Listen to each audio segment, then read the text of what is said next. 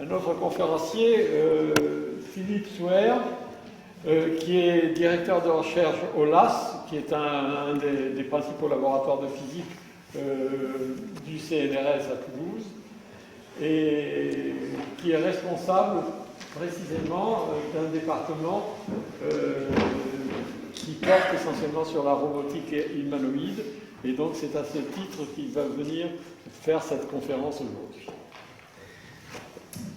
Merci monsieur. Mesdames, Messieurs, merci d'être présents ce soir pour écouter ma présentation sur la robotique en général et la robotique humanoïde en particulier. Donc, comme vous l'avez dit, monsieur Costa, je suis directeur de recherche au CNRS et je dirige le département de robotique. Alors, je vais d'abord essayer, en quelques planches, de vous parler un petit peu de cet environnement géographique, de ce gros laboratoire toulousain. Et ensuite, je focaliserai sur des questions pour vous présenter ce que nous faisons dans ce sujet d'actualité qui soulève pas mal de questions, de craintes, et donc qui, j'espère, suscitera un échange à la fin qui sera intéressant. Donc, le LAS à Toulouse, c'est à peu près 700 personnes qui sont réunies autour de 8 départements de recherche. Alors, vous voyez, ça couvre tout ce qui touche à la communication, à l'informatique, à l'automatique, ensuite à la physique, avec les questions d'hyperfréquence, d'optique, nano, biotechnologie, la gestion de l'énergie et un gros département de robotique qui a été créé dans les années 60 par Georges Giralt et qui est resté une référence dans le monde sur différents sujets. Alors, ce département est constitué de 3 équipes. Il y en a une qui s'appelle le GPTO, qui s'intéresse au mouvement des systèmes anthropomorphes. Alors, il faut comprendre que la robotique est un sujet tellement interdisciplinaire, tellement un carrefour, qu'on ne peut être efficace qu'en se focalisant sur des questions particulières. Donc là, il s'agit vraiment d'étudier le mouvement des systèmes qui ont la forme donc, du corps humain. La seconde équipe se focalise sur les aspects de perception, notamment perception audio et la perception visuelle, et la troisième sur les aspects interaction avec différents types de robots, tels que des drones ou des robots d'Internet. Alors je vais vous parler plus précisément de robotique humanoïde, donc de la première équipe, je dirige l'équipe GPTO, qui contient 8 cadres scientifiques, c'est assez gros pour une équipe de recherche au CNRS. Et donc, actuellement, vous voyez un grand nombre d'étudiants qui préparent des thèses parce que nous attirons énormément de projets qui impliquent autant au niveau académique qu'industriel, et donc ça fait pas mal d'appels, donc il faut trouver de la force vive pour arriver à attaquer ces sujets. Vous voyez le nombre d'étudiants qui sont aujourd'hui en poste dans les endroits les plus prestigieux du monde, qui montre le rayonnement de cette équipe de recherche. Alors, avant de parler de tout ça, eh bien, on va aller se focaliser, vu qu'on entend parler de robots dans les médias, pour dire un peu tout et n'importe quoi, on va essayer de se mettre d'accord sur certains termes. Donc, qu'est-ce qu'un robot? Un robot, ce n'est pas un automate. Ce n'est pas un système comme l'automate de Vaucanson, par exemple, qu'on remonterait, qui marcherait tout seul, ou comme un distributeur de tickets de métro, par exemple, un distributeur de boissons, qui est capable d'accomplir des choses de manière automatique. Et ce n'est pas non plus un programme informatique. Souvent, on parle de robots, vous vous connectez sur des sites, et puis on va un petit logiciel qui lance, montrer que vous n'êtes pas un robot. En fait, c'est plus qu'un simple logiciel. Alors, un robot, c'est une machine. C'est une machine qui est capable d'abord de percevoir. Donc, par analogie avec nos organes sensoriels, eh bien, ce type de machine dispose de capteurs de différents types selon l'application que l'on va viser. Et ensuite, cette machine va être capable de traiter l'information. Ça veut dire qu'elle a un calculateur, un ordinateur à bord, et qu'elle va être capable de traiter l'information qu'elle perçoit. Et la troisième fonction qui est essentielle, c'est qu'elle va être capable d'effectuer un déplacement, d'effectuer un mouvement. Donc pour ça, il va falloir des actionneurs. Hélas, on ne dispose pas de muscles aussi perfectionnés que ceux qu'il y a sur le corps humain, mais avec des moteurs électriques ou des systèmes de différents types, eh bien, on arrive à faire des robots de différentes sortes pour différents types d'applications. Donc, ces 3 fonctions sont essentielles, et lorsqu'on parlera de robots, eh bien, on va avoir une machine qui a ces 3 capacités. Alors, vous voyez que Des robots, il y en a vraiment toute une diversité. En fait, il y en a pas mal que l'on ne voit pas, il y en a certains dont on entend parler à la télé, comme des robots par exemple, qui vont aller dans des lieux, par exemple, où il y a de fortes pressions sous l'eau, ou des robots qui vont explorer des planètes, où ça serait trop compliqué d'envoyer des passagers humains. Il y a ces robots qui sont indispensables pour l'industrie. Alors il faut savoir que dès aujourd'hui, dans le monde dans lequel nous vivons, eh bien, ce que nous consommons au quotidien, le fait que nous ayons la plupart un smartphone dans notre poche, une voiture garée devant la porte, et bien, tout ça n'est possible que parce qu'il y a toutes ces machines qui fabriquent à des cadences très élevées tous ces produits de consommation. S'il n'y avait pas les robots, ça ne serait pas possible. Alors, il y a ensuite des robots aériens, des drones, on appelle, bien que drone est un terme plus général. On parle de la voiture autonome, on parle de robots avec des applications dans l'armée, des applications de déminage par exemple, et puis on parle de plus en plus de petits robots comme un aspirateur, une tondeuse à gazon qui peuvent rentrer à domicile, et on nous dit que dans les années à venir, eh bien, ces robots vont être de plus en plus présents. Alors, on va essayer de rentrer un peu plus dans le détail. Je voudrais qu'on discerne deux types de robots. Les robots qui sont avec une base fixe, c'est-à-dire par exemple des robots comme un bras manipulateur avec un socle qui ne bouge pas, qui font simplement des actions. Alors il y a différents types de robots en fonction de la tâche. Ça c'est ce qu'on appelle un robot parallèle. Ça c'est ce qu'on appelle un robot avec une simple chaîne cinématique, comme un bras qui enchaîne des liaisons. Et puis, il y a toute une nouvelle famille de robots que l'on voit, ceux-là, généralement, que sur Internet ou à la télé. C'est ce qu'on appelle les robots mobiles. Et c'est de ceux-là, en fait, c'est ceux qui sont le plus porteurs d'applications dans le futur. Alors, vous avez reconnu, pour certains, le robot Big Dog, qui a été développé par le MIT, par Boston Dynamics, qui a été racheté par Google. Et donc, ici, c'est un robot qui a été fabriqué au LAS. C'est une première mondiale à l'époque. Des types de robots volants de plus en plus perfectionnés, et le robot Asimo développé par Honda. Voilà, c'est quelques exemples. Alors ces robots-là ne sont pas rattachés au sol, et donc ils vont bouger, ils vont se poser les mêmes problèmes que la nature se pose dès qu'elle conçoit un être vivant qui est amené à se déplacer. Il y a une grosse différence entre les êtres vivants qui restent statiques et ceux qui sont amenés à bouger.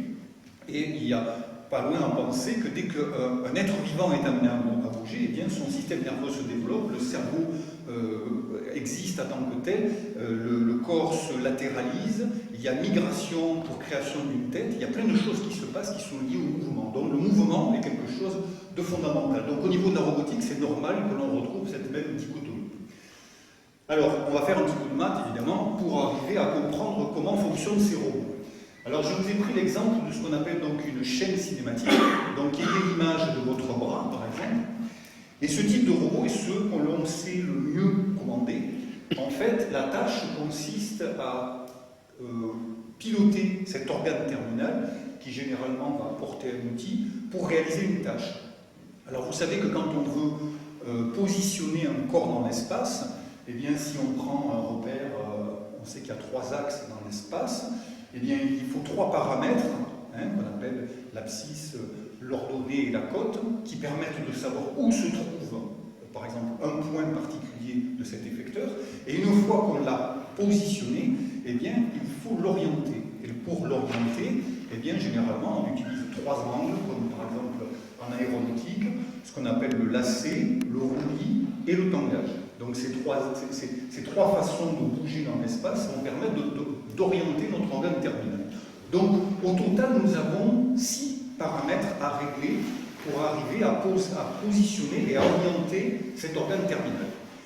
Eh bien, la solution qui a été trouvée par les roboticiens très rapidement, c'est de se dire, bien, finalement, si je prends un bras comme ça, avec 6 rotations successives, eh bien, je vais avoir autant de rotations, qu'on a appelé Q1 jusqu'à Q6, que de paramètres à réaliser. Et donc, localement, on va avoir la possibilité d'inverser cette relation. On va avoir une relation 1 pour 1, ce qu'on appelle une bijection en maths. Et donc, c'est très intéressant parce que si maintenant je veux déplacer mon organe terminal, c'est-à-dire si je veux inverser, donc ça c'est ce que je vous ai dit, si je veux inverser cette relation, eh bien, je veux dire, si je veux faire bouger mon organe terminal, quelle est la variation articulaire que je vais faire? Eh bien, je vais pouvoir le calculer. Vous voyez, je résous ce qu'on appelle le problème cinématique inverse. Et ça, c'est à la clé de la robotique. C'est pour ça qu'aujourd'hui, on sait très bien faire se positionner un robot qui va faire des tâches avec une très grande précision et une très grande rapidité. Voilà. Vous savez maintenant comment ça fonctionne. Alors, la question est que, eh bien, la plupart des robots, en fait, ont plus de 6 degrés de liberté.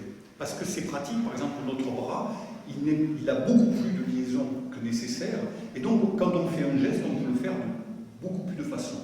Et ça, c'est une propriété qui induit de la difficulté au point de vue de la commande. Alors, si on prend, par exemple, ce petit robot Nao, que vous avez certainement vu, qui est développé par Aldebaran Robotics, qui est aujourd'hui racheté par SoftBank, qui est un des constructeurs français, eh bien, vous voyez que si cet objet, si ce robot veut ramasser, par exemple, avec sa main, un objet qui est sur le sol, eh bien, il va avoir, mettons, 6 degrés de liberté dans le bras, des façons de bouger dans le torse, pareil dans la jambe, et donc vous voyez qu'il y a une chaîne cinématique, finalement, qui va aller du pied jusqu'à la main, qui va contenir beaucoup plus de degrés de liberté.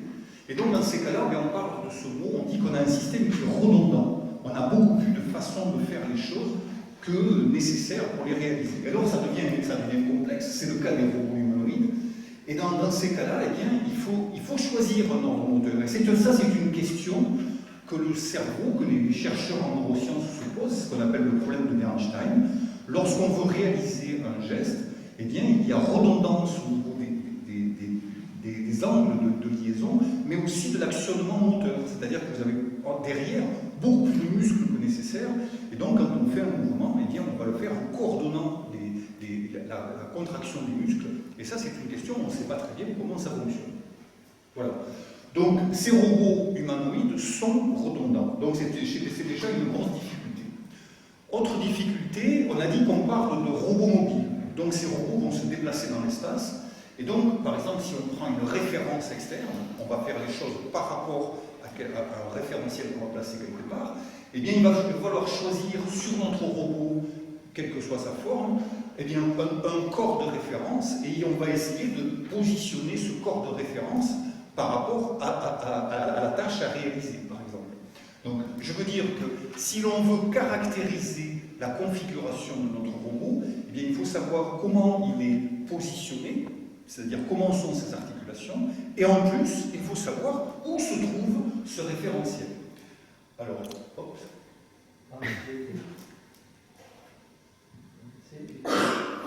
C'est une économie d'énergie. Ok. Il faut l'enlever. Alors, donc.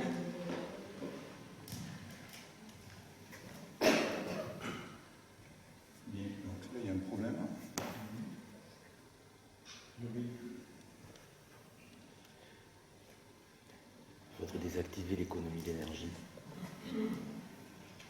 Voilà. Non, mais parce qu'il est sur secteur, donc il doit passer. Ah, d'accord. Donc, nous disions que nous devons repérer un corps. Il suffit de savoir où se trouve un corps. Alors, par exemple, en robotique humanoïde, souvent, on va travailler avec le bassin, parce que c'est très pratique, parce que c'est l'endroit où se trouve le centre de gravité. C'est-à-dire que tout se passe, d'un point de vue de la mécanique classique, comme si toute la masse du robot était concentrée en un point qui est au niveau de son bassin. Donc, on va s'intéresser à déplacer ce référentiel. Eh bien, la difficulté que nous avons, c'est qu'on ne peut pas directement le déplacer. On a dit qu'on pouvait, par exemple, bouger les articulations du bras, mais le bassin lui-même, il n'est pas motorisé. La seule façon de le bouger, c'est de bouger les jambes. Et en bougeant les jambes, en conséquence, eh bien, on fait bouger le corps du robot. Donc ça signifie que, finalement, j'ai un certain nombre d'articulations, plus ces 6 paramètres de positionnement d'un corps, et que le positionnement de ce corps, je ne peux pas le commander directement. Et donc ça, on dit que le système, en fait, il est sous-actionné. C'est-à-dire que j'ai moins de moteurs, j'ai moins d'actionneurs que de paramètres à déplacer. Et ça aussi, ça pose une difficulté qui est très importante d'un point de vue de la commande. Et donc, dans ces cas-là, c'est également le cas des robots humanoïdes. Donc, les robots humanoïdes, on a dit qu'ils étaient redondants et qu'ils étaient sous-actionnés. Et puis en plus, ils ont une grosse difficulté, c'est qu'ils sont en position verticale, et donc ils sont naturellement instables. Tout se passe comme si on avait un stick de bois sur le doigt, et que ce qu'on appelle un pendule inverse, et donc qui est en équilibre vraiment précaire, Et donc la moindre perturbation va le faire tomber. Donc c'est un système qui va demander une action de commande qui est très importante.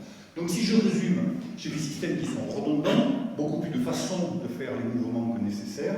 J'ai des systèmes qui sont sous-actionnés, j'ai moins de moteurs que nécessaire, et j'ai des systèmes qui sont naturellement instables. Donc c'est le bazar, et on se dit pourquoi choisir des systèmes aussi complexes, pourquoi vouloir concevoir des robots humanoïdes?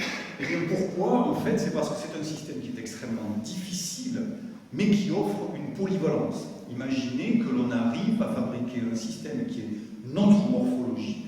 Imaginez l'outil que nous aurions au quotidien pour nous aider dans tout type de tâches.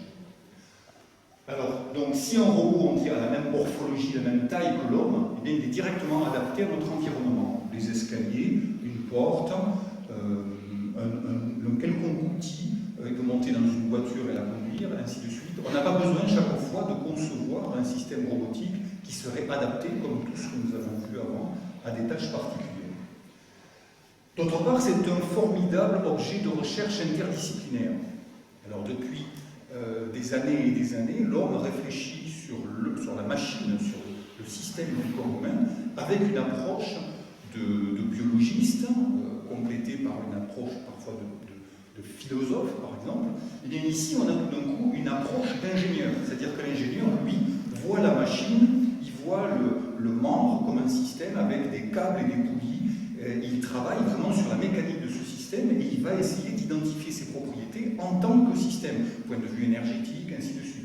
Donc c'est un apport qui est vraiment complémentaire des apports qui étaient par exemple de la biomécanique, des neurosciences, des sciences humaines. Alors on a dit que c'est un problème très complexe, mais évidemment passionnant pour nous.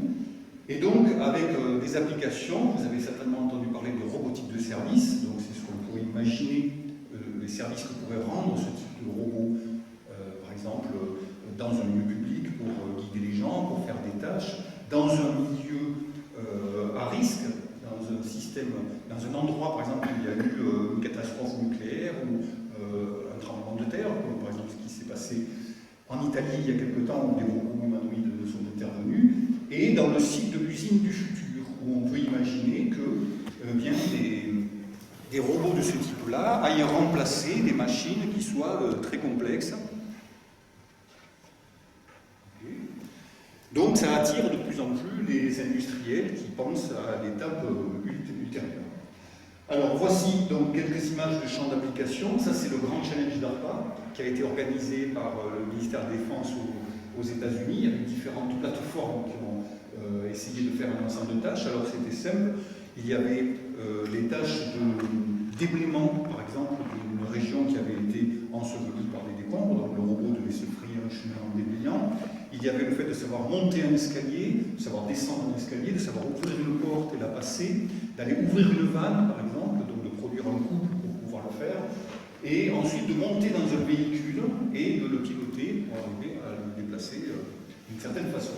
Donc toutes ces tâches ont été, il y a eu des tentatives par un grand nombre de robots humanoïdes et finalement il y en a un seul qui a réussi à faire à peu près tout ce qui montre qu'on est vraiment au tout début de la robotique humanoïde. Alors il y a aussi l'idée que ce robot pourrait nous aider à domicile pour faire toutes les tâches. Il y a la robotique d'assistance, le jeu aussi, on peut imaginer qu'un robot soit un système interactif, peut-être par le fait qu'il y a un mouvement physique qui est beaucoup plus intéressant que simplement un écran vidéo. Ici, une chorégraphie qui a été faite avec le robot HRP4. Donc ça, on reçoit par exemple dans notre laboratoire très souvent des artistes, des chorégraphes qui sont très intéressés, qui voudraient inclure ce genre de robot dans un spectacle parce qu'ils pensent qu'il y a vraiment toute une ouverture de choses à faire avec. Ceci, c'est notre robot HRP2, que je vais vous présenter plus en détail, qui travaille sur un morceau de mât d'avion A350 de l'usine Airbus, où Airbus nous demande de montrer que nous sommes capables de faire certaines choses à ce type de robot, et donc finance des petits bouts de nos recherches comme ça. Et là, c'est le robot NextAge de Kawada, qui est déjà dans une chaîne de montage. Donc c'est un robot qui peut bouger au milieu des humains, et qui ne va pas gêner qui ne risque pas de blesser les humains qui sont autour. Voilà. Alors je reviens maintenant à notre équipe de recherche. Donc j'ai résumé ici tout ce que je vous ai dit. Et donc nous avons 3 robots humanoïdes au LAS. Nous avons le robot HRP2 qui est de facture japonaise, qui est le premier que nous ayons acheté il y a 10 ans. Un robot qui a été construit par Aldebaran Robotics, c'est le grand frère du petit Nao, qui s'appelle Roméo, mais qui hélas n'a jamais très bien fonctionné parce qu'il n'a pas été très bien conçu.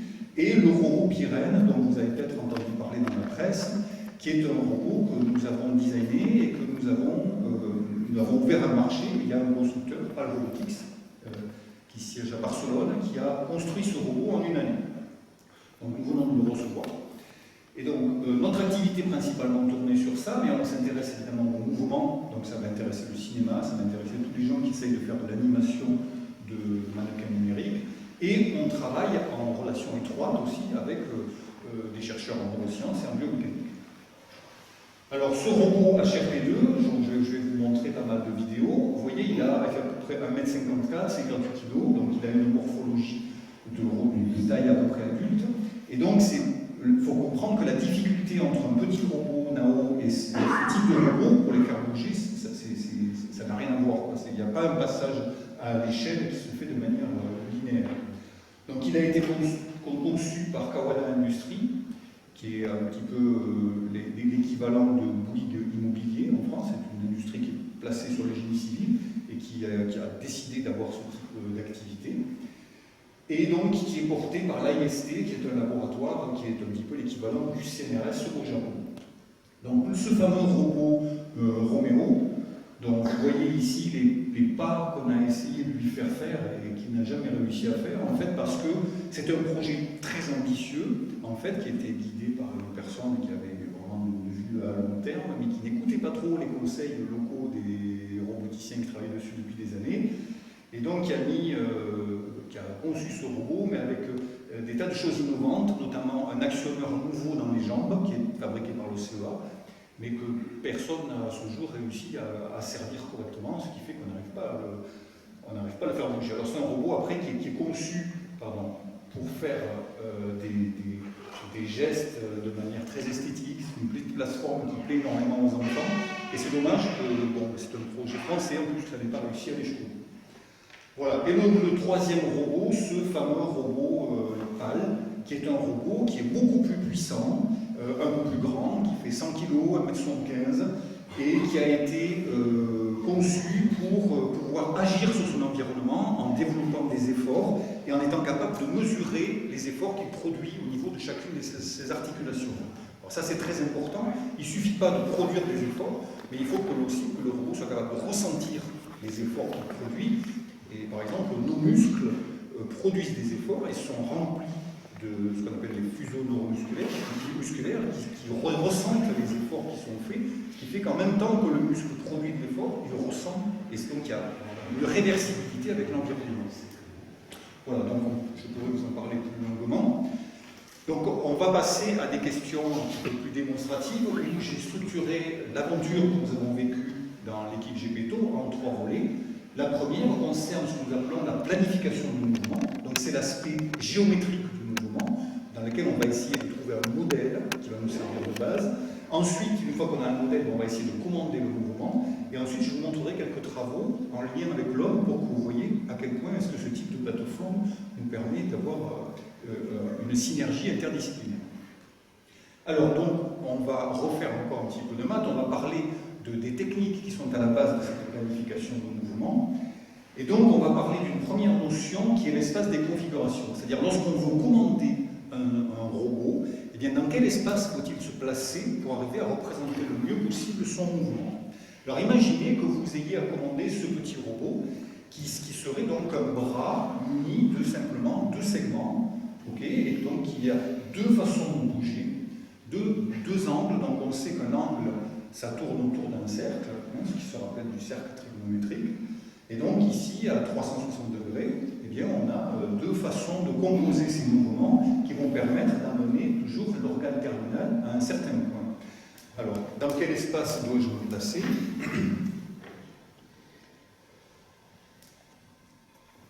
Voilà, ça fait des pauses. Donc on doit se placer dans un espace qui est approprié. Donc vu que finalement nous avons 2 fois un cercle, eh bien l'espace qui s'écrit comme le produit de 2 cercles, c'est un tore. Parce que le tore, en fait, vous voyez, si vous prenez un cercle qui entoure le tore, et que vous le multipliez par le cercle qui est ici, eh bien en fait vous avez chaque point de ce bras correspond à un point de ce tord. Donc finalement cet espace représente toutes les configurations que peut prendre ce robot, et donc c'est pour ça qu'on appelle ça l'espace des configurations. Alors ça va nous servir, ça c'est pas simplement une représentation, ça va nous servir à résoudre des problèmes. Imaginez par exemple que l'on parte de cette configuration, le robot est placé comme ça, et on veut l'amener à cette configuration, mais au milieu nous avons des obstacles. Eh bien imaginez que vous faites bouger donc, le robot avec ces deux articulations ici et ici, et chaque fois que vous êtes en collision avec ces objets rouges, eh bien vous représentez une zone rouge sur votre tord, puisque le tord est l'espace de tous les possibles.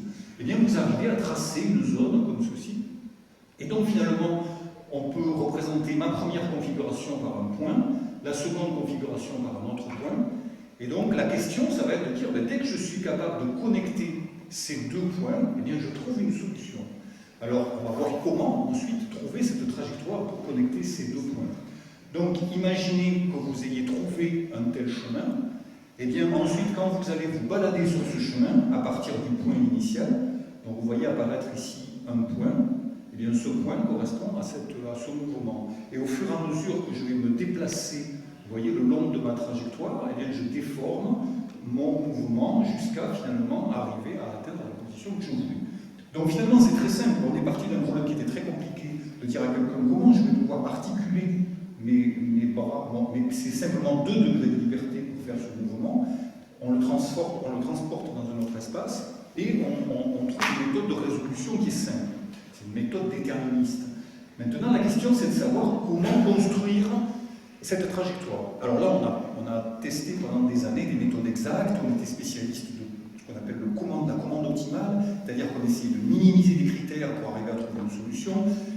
Dès qu'on avait des équations un peu avec beaucoup de paramètres, c'était très difficile à résoudre. Donc on a dépensé beaucoup d'énergie.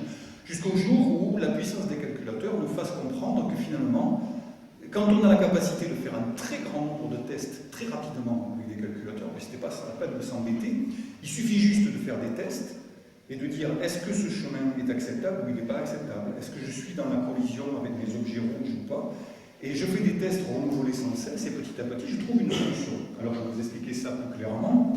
Imaginons par exemple qu'on soit dans un espace fermé comme ça et que la zone bleue soit interdite, vous voulez aller d'une configuration à une autre.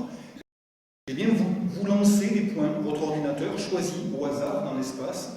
S'il tombe dans la zone bleue, il dit bon, mais je ne le prends pas. Et dès qu'il tombe dans la zone blanche, il dit est-ce que je suis capable d'aller localement? Donc il suffit que je sois capable de faire des tout petits mouvements de la configuration du départ jusqu'à la suivante. Et est-ce que le chemin est en intersection, rencontre la zone bleue ou pas? Et donc je vais répéter ce nombre de choses, ce nombre de tests un grand nombre de fois. Et je construis petit à petit, à partir de la position de départ ici et de la position d'arrivée, je ramifie dans l'espace des tests que je fais jusqu'à ce que finalement, hop, j'ai une connexion qui se fasse. Donc c'est ce qu'on appelle des méthodes probabilistes. C'est-à-dire au lieu de faire des calculs, et on fait un très grand nombre de tirs. Oui, c'est une question. Ce qui fait que sur 2 itérations de test, le chemin va être potentiellement différent. Ah oui, oui, on n'est jamais certain, on ne sait pas ce qu'on va trouver comme solution. Et donc, dès qu'on a trouvé une connexion comme ça, alors ensuite, on n'a qu'à tirer sur les 2 morceaux finalement, enlever tous les méandres qui ne servent à rien, c'est-à-dire optimiser notre trajectoire, et on a une solution qui est généralement très acceptable. Voilà. Alors voilà le genre d'application. Par exemple, imaginez que vous êtes un constructeur automobile, vous voulez sortir un objet d'un endroit qui est très contraint. Eh bien ça c'est un problème de robotique, ce qu'on appelle le problème du déménageur de piano. C'est le problème de base de la planification du mouvement. Et voilà comment on arrive à trouver en une fraction de seconde le mouvement qu'il faudrait arriver à faire. Alors vous imaginez, les applications industrielles que ça peut avoir, ça va simplifier énormément les choses. Donc c'est avec cette culture-là que l'on a abordé ce problème de la robotique humanoïde, planification de mouvement. Ici on parle de choses géométriques, on n'a pas parlé des effets dynamiques, c'est simplement la représentation géométrique dans l'espace. Dès que l'on passe à la robotique humanoïde, alors ici notre équipe a été créée en 2006, vous voyez là c'est dans les premiers temps, et bien voilà un problème encore de planification de mouvement. alors on a fait exprès de mettre un objet très encombrant dans les bras de notre robot HRP2 et on nous demande de passer donc, entre deux obstacles.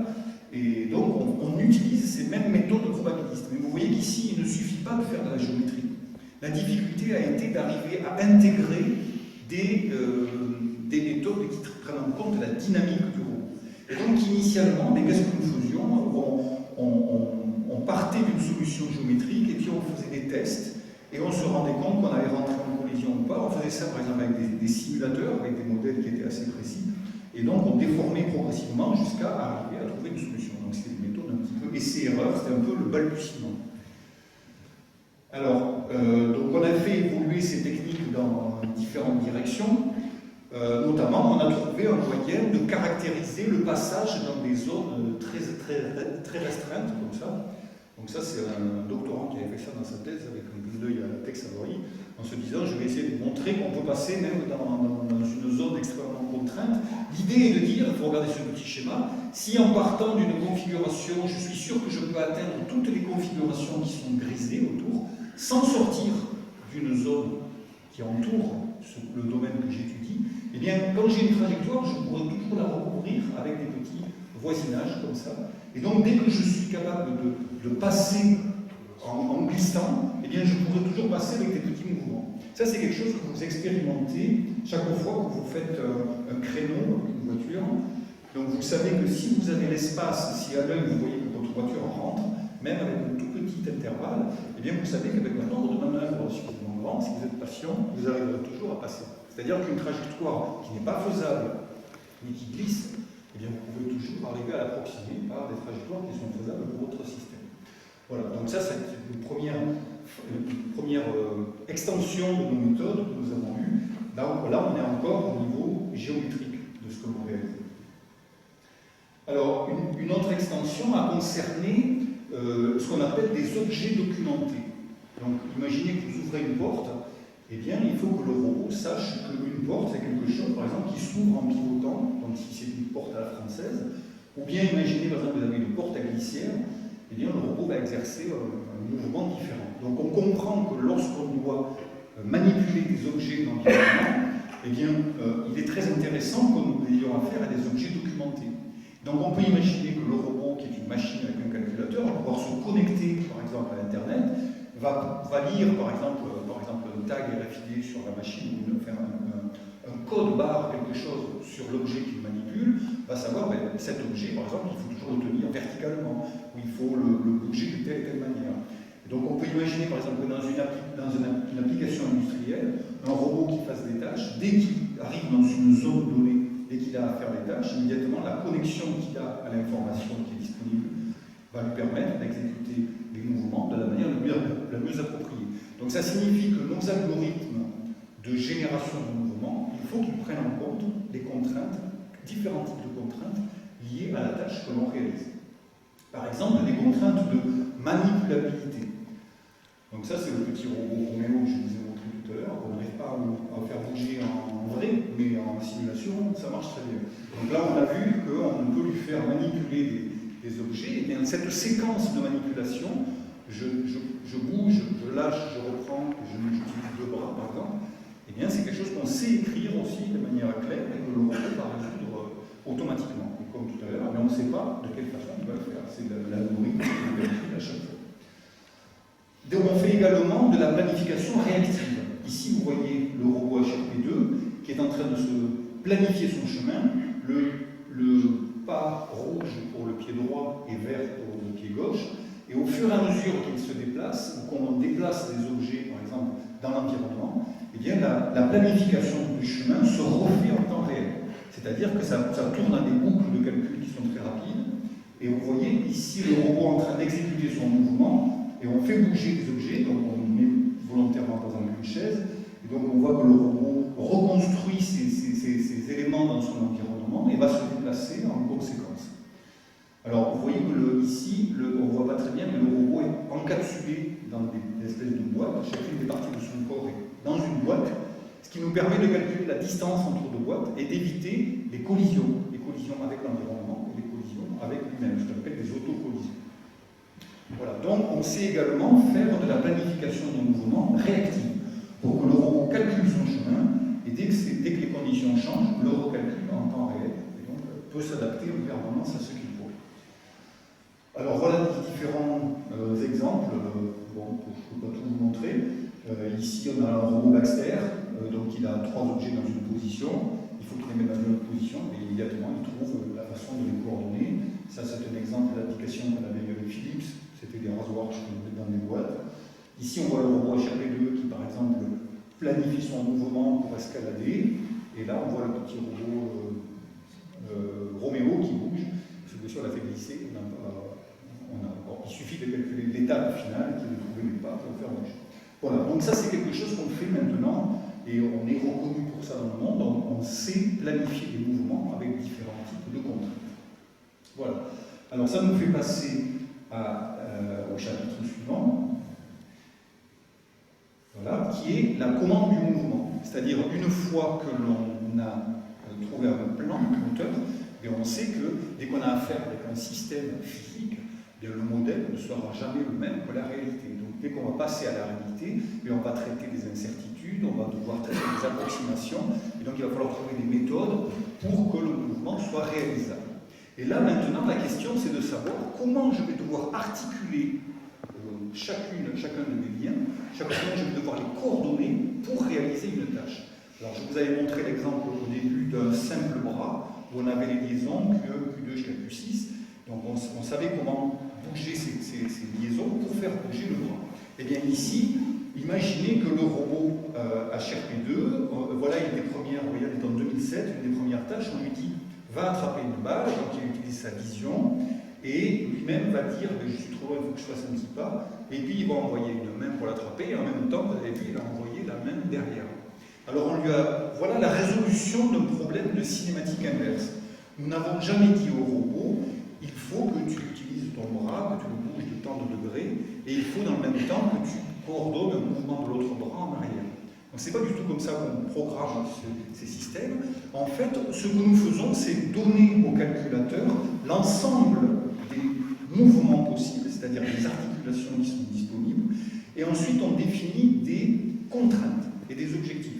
On dit, première chose, tu ne peux pas bouger n'importe comment, parce que ça c'est attaché, cette partie du corps est attachée à celle-là, donc on écrit toutes les équations qui donnent les liens, avec tous les paramètres qui sont disponibles pour faire le mouvement, et ensuite on dit, eh bien il faut impérativement que tu restes en équilibre. Donc on écrit des contraintes pour rester en équilibre. Ensuite on lui dit, il faut que tu amènes ta main là.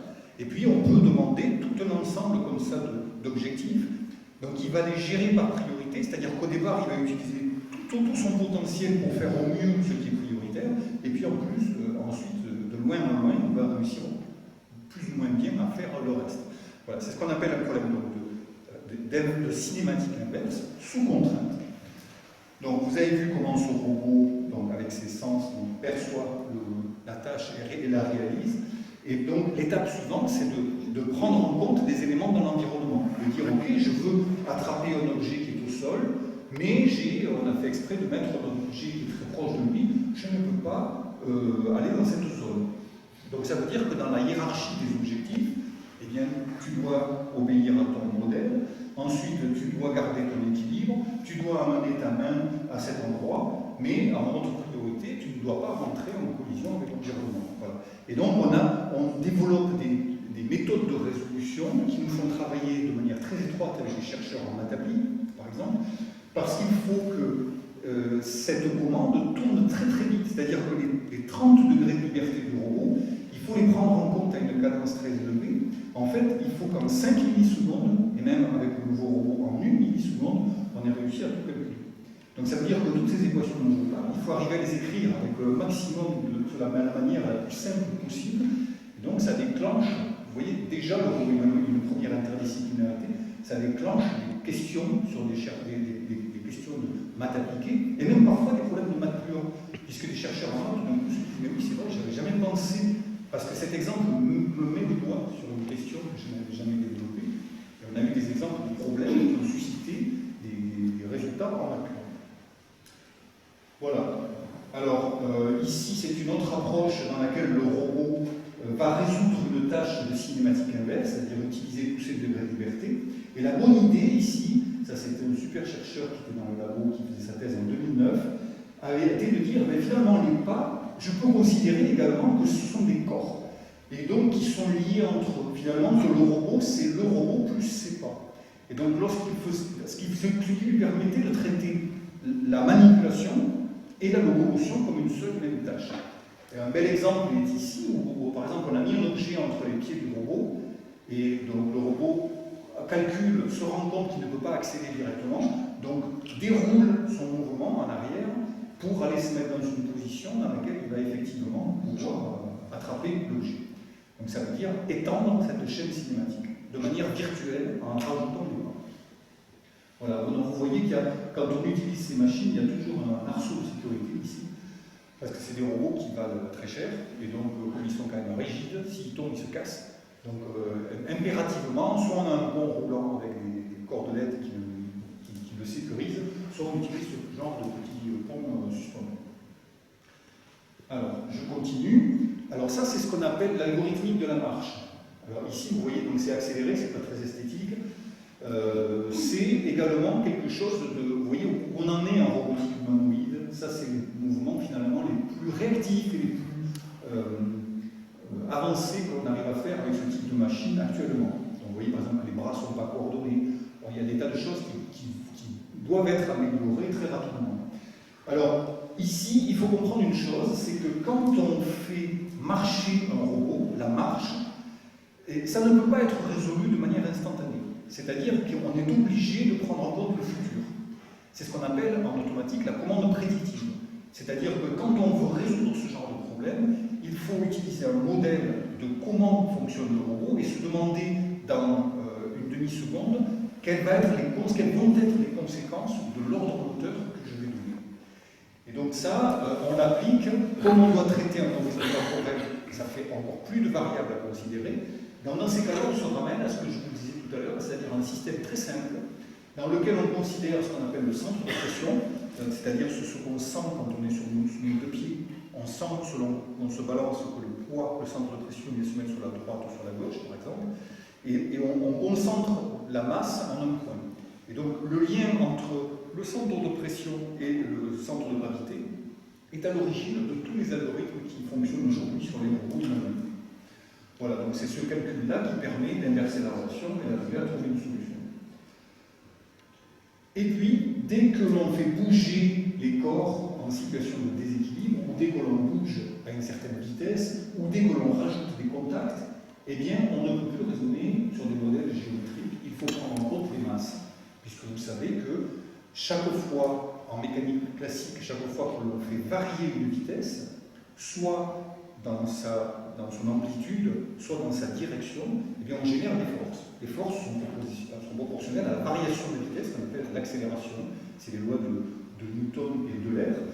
Donc ici, eh bien, vous voyez que dès qu'on bouge, on crée des accélérations, on crée des forces, et donc il faut prendre en compte un modèle dynamique complet. Donc c'est ce que nous savons faire aujourd'hui. Nous savons non pas commander les robots en position, mais en calculant sur chacune des articulations quels sont les couples, c'est-à-dire une force avec un bras de levier, que l'on doit appliquer pour arriver à les faire se déplacer. Voilà, et donc on a étendu ce genre d'algorithme à la marche. Donc vous voyez ici, par exemple, ça c'est plus récent, on avait fait ce spectacle en 2012 à la Halograin de Toulouse, je ne sais pas si vous avez vu ça, et c'était une super chorégraphie avec Tayeb Benamara, qui est un danseur du hip-hop, et donc on avait enregistré le mouvement du danseur, le mouvement du robot, on avait calqué les deux mouvements, et on était arrivé à faire une chorégraphie, et là vous voyez, on avait même enlevé les portiques de sécurité sur notre robot, parce qu'on était assez sûr de nous, et finalement, avec moi, on avait l'illusion qu'il y avait une communication, parce que la robotique humanoïde, par la forme humaine, fait qu'on projette dessus des tas de choses. On s'imagine que cette machine ressent, pense à des émotions, d'où tout ce qu'on lit bizarrement dans la presse aujourd'hui. Voilà, donc je vous rassure, c'est qu'une machine, ça ne ressent absolument rien, et ce n'est pas plus évolué qu'une machine à laver ou toute autre voiture.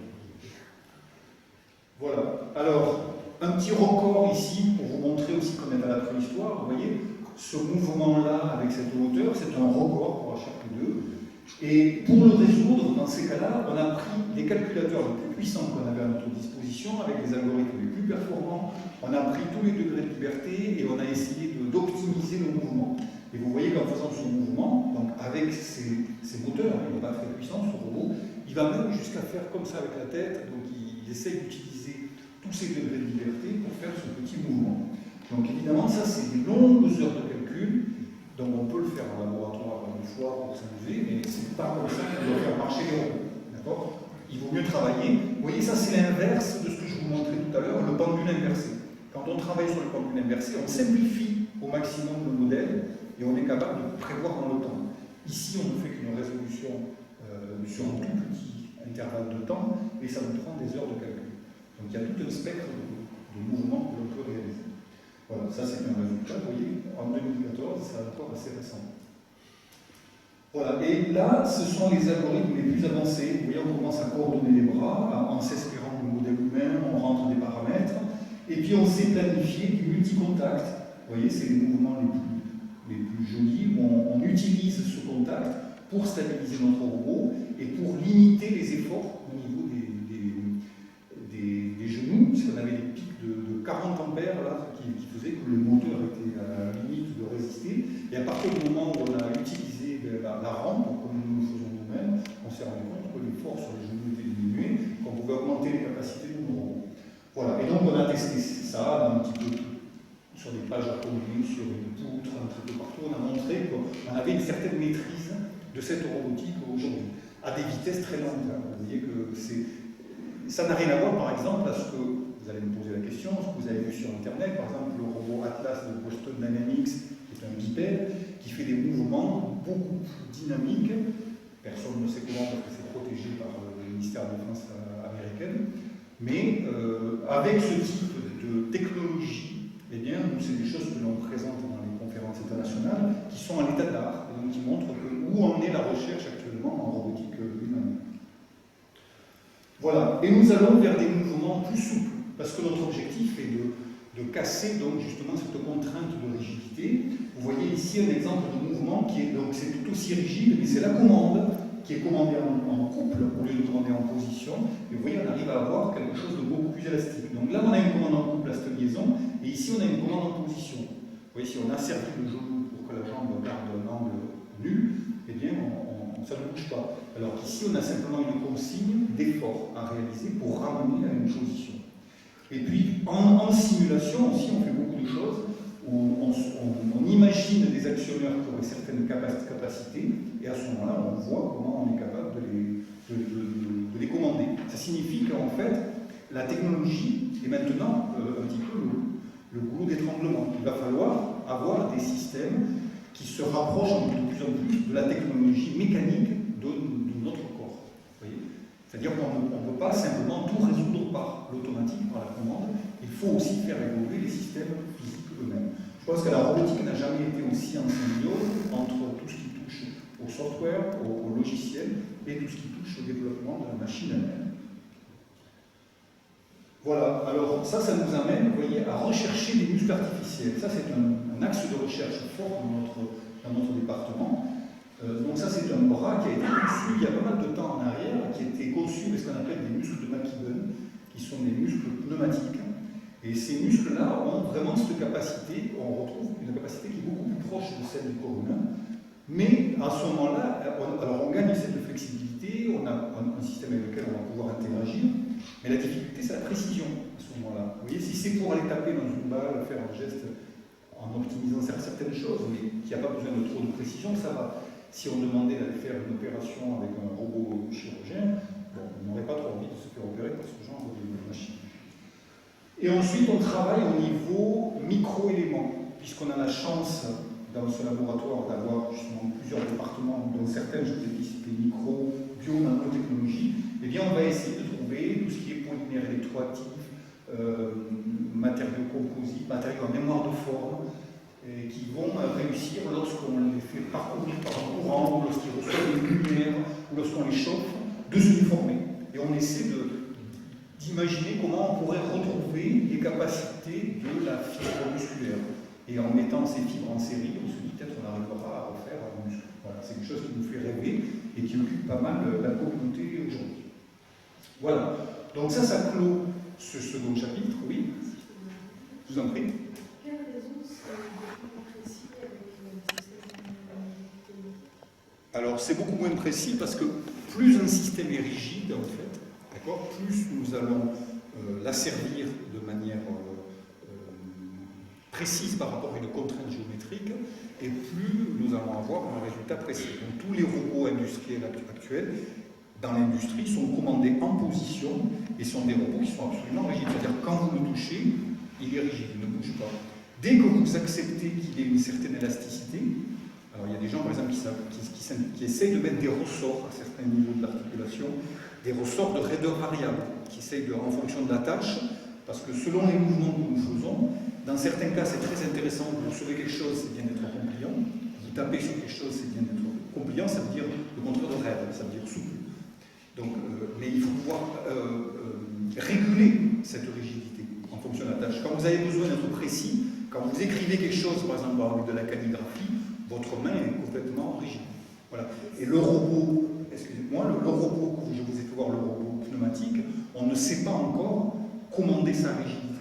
C'est-à-dire qu'il faudrait tirer à la fois sur le muscle agoniste et antagoniste, comme chez l'homme, et on ne sait pas encore le faire de manière précise.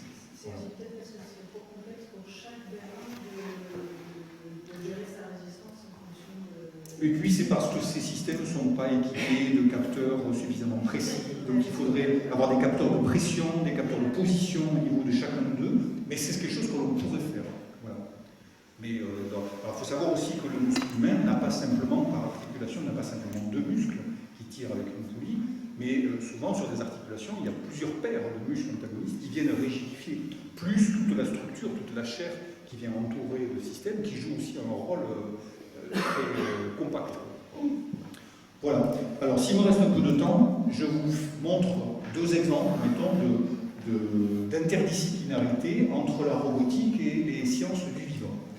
Alors, le premier exemple, donc, juste pour vous dire comment ça marche, c'est que dans certains cas, on veut utiliser une méthode de la robotique, ce que je viens de vous présenter, en fait, pour essayer de modéliser, pour essayer d'interpréter ce que les chercheurs en sciences du vivant observent. Ils font par exemple de l'électrophysiologie dans une zone d'un cerveau chez un singe. Ils observent que quand le singe fait tel mouvement, il se passe ça. Il y a de l'activité dans cette aire motrice. Pourquoi? On ne sait pas dire pourquoi. Parce qu'avec tous les modèles que l'on a, on ne sait pas interpréter, par exemple. Eh bien, si l'on attaque des fois le problème comme un problème brute force, comme le fait un ingénieur, on voit parfois une solution que le biologiste n'aurait pas vue. Et on apporte des solutions qui peuvent être très intéressantes. Et dans l'autre sens, eh bien, on peut s'inspirer des méthodes, des modèles qui sont construites par l'observation du vivant pour essayer de mieux faire marcher le robot humanoïde. Et ça se passe dans les deux sens. Alors, je vais essayer de vous donner un exemple dans chaque sens. Ici, c'est une question que l'on s'est posée. On s'est dit, est-ce qu'il y a, dans la façon dont nous marchons sur un sol sans obstacle, est-ce qu'il y a une stéréotypie? Est-ce que les gens se comportent tous de la même manière et pourquoi? Quelles sont les règles qui font qu'on va choisir telle trajectoire ou telle autre? Alors c'est très pratique si on sait répondre à cette question, parce que si demain on veut faire interagir un robot humanoïde avec un humain, eh bien il faut qu'il ait un comportement qui mette l'humain à l'aise, il faut qu'il ait un comportement qui soit le plus possible similaire aux règles de fonctionnement qui sont observées chez l'homme. Donc c'est très important de comprendre comment ça se passe, comment est le comportement humain. Donc pour ça, on a demandé à des sujets humains de passer, par exemple, entre deux portiques, vous voyez, comme ça, on leur disait de marcher à une vitesse de confort, on leur disait, vous voyez, vous devez passer entre ces deux là, et puis ensuite, vous devez ressortir par là. Et on a donc mis des petits capteurs, donc je vous ai dit comment on a ces systèmes de capture du mouvement, où on est capable, avec des caméras infrarouges, de repérer de manière très précise comment se déplacent ces petits marqueurs, et de reconstruire le mouvement ensuite. Et donc on a analysé dans un gymnase en partant de différentes positions avec différentes orientations. Toujours position, orientation. Et on a lancé ces mouvements, vous voyez, ça a été un des premiers tests qu'on a fait.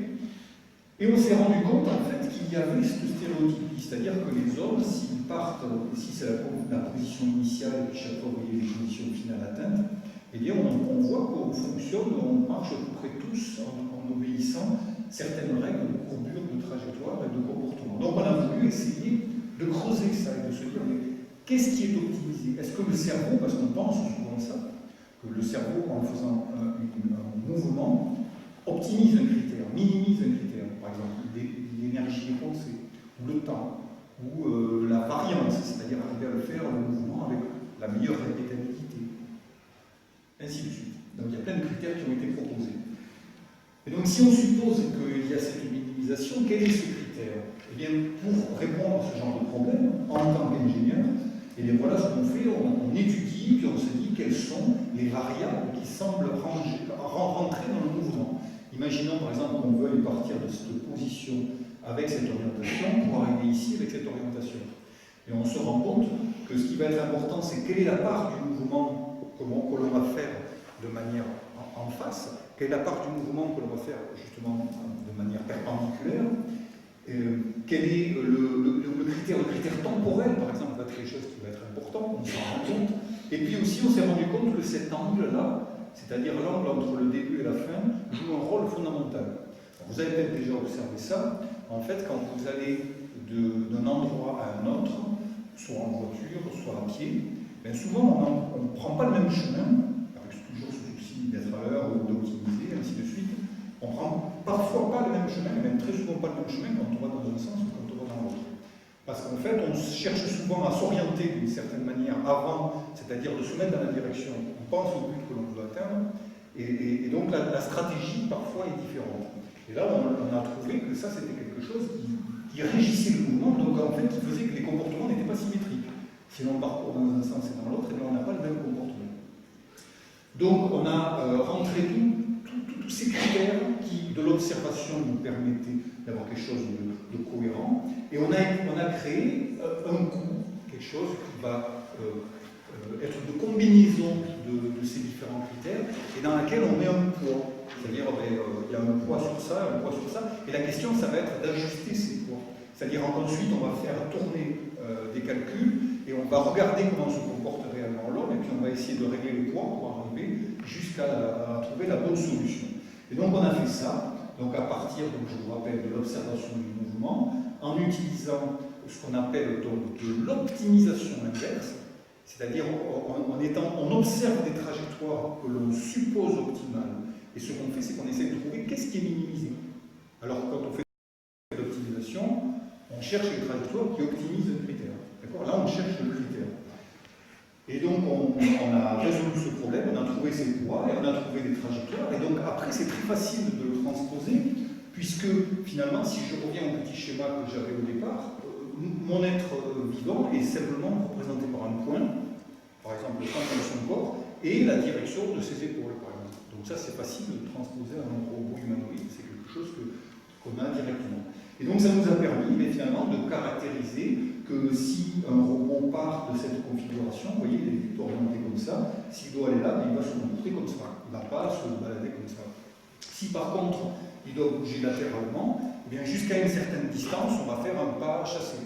Mais par contre, quand c'est trop loin, on ne va pas en faire plusieurs, comme ça on va se loin, on va faire ça. Vous voyez, donc il y a un seuil, il y a un moment à partir duquel on change de comportement. Et donc on a identifié tous ces paramètres et ça nous a permis, vous voyez, de résoudre un problème qui devient un problème de robotique, mais qui a été publié aussi dans des revues de la science. Donc ça montre une façon dont les outils d'optimisation issus de l'ingénierie vont être utilisés pour répondre à un problème que n'avaient pas résolu des chercheurs en neurosciences, et réciproquement, eh bien, on apporte à un robot humanoïde une façon de se déplacer qui va reproduire le comportement humain de manière canonique, sans avoir à le recalculer à chaque fois.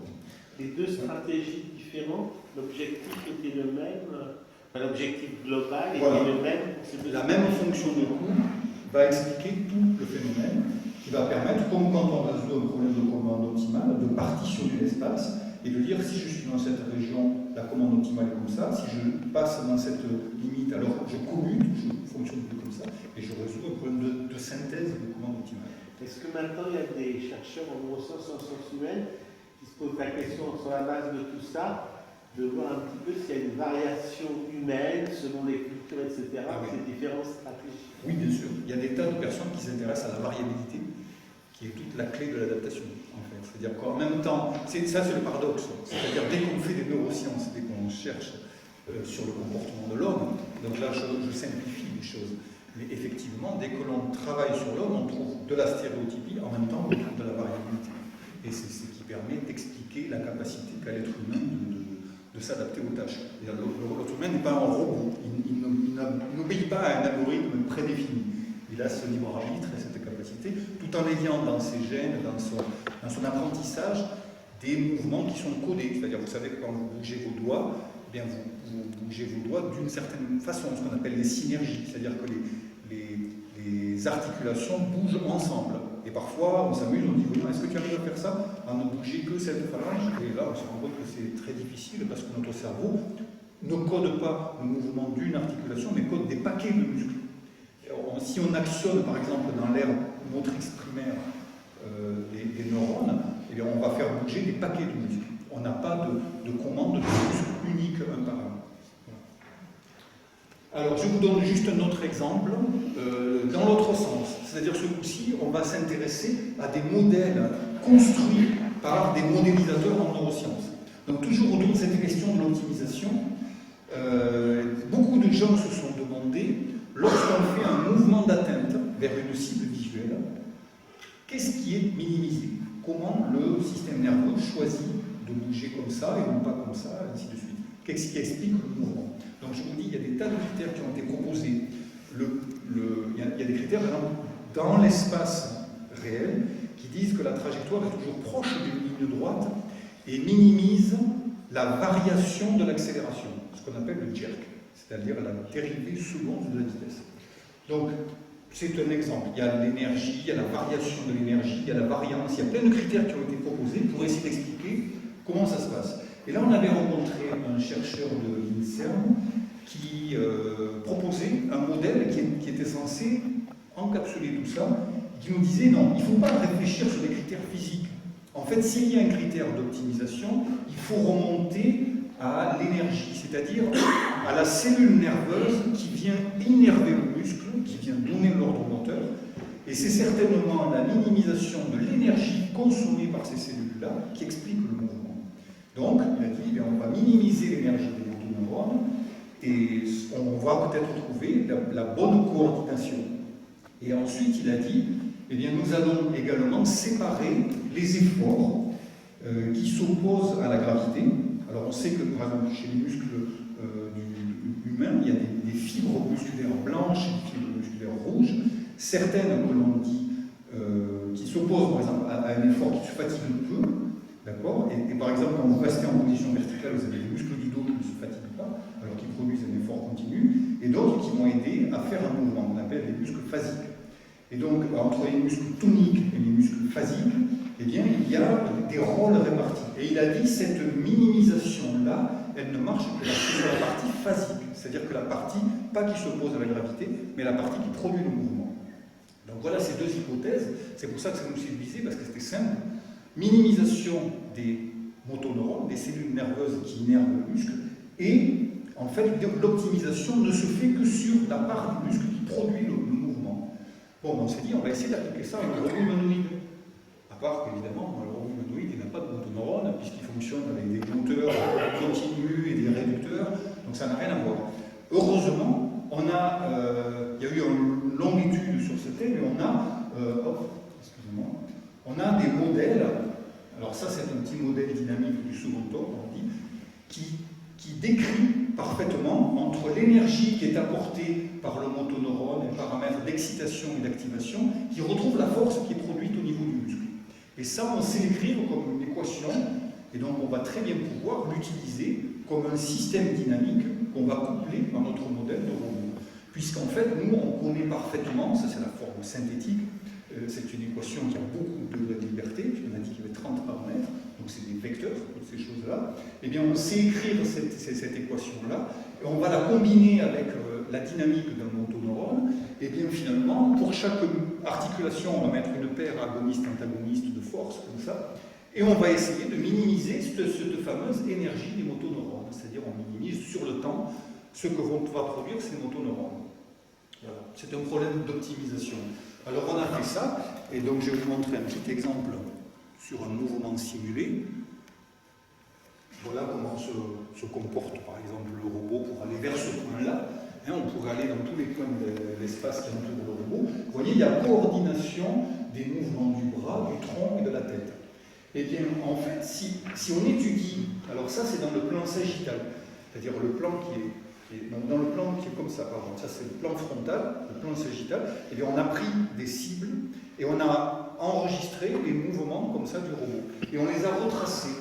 Et donc quand vous voyez les trajectoires, vous voyez que effectivement on retrouve que ces trajectoires sont presque droites, qu'elles minimisent le jerk, et qu'elles ont une courbure quand même, elles ne sont pas droites. Et cette courbure s'inverse à certains endroits. Et la façon dont varie la courbure en fonction de la position du point final, ça varie très légèrement, mais on retrouve exactement ce qui se passe chez l'homme.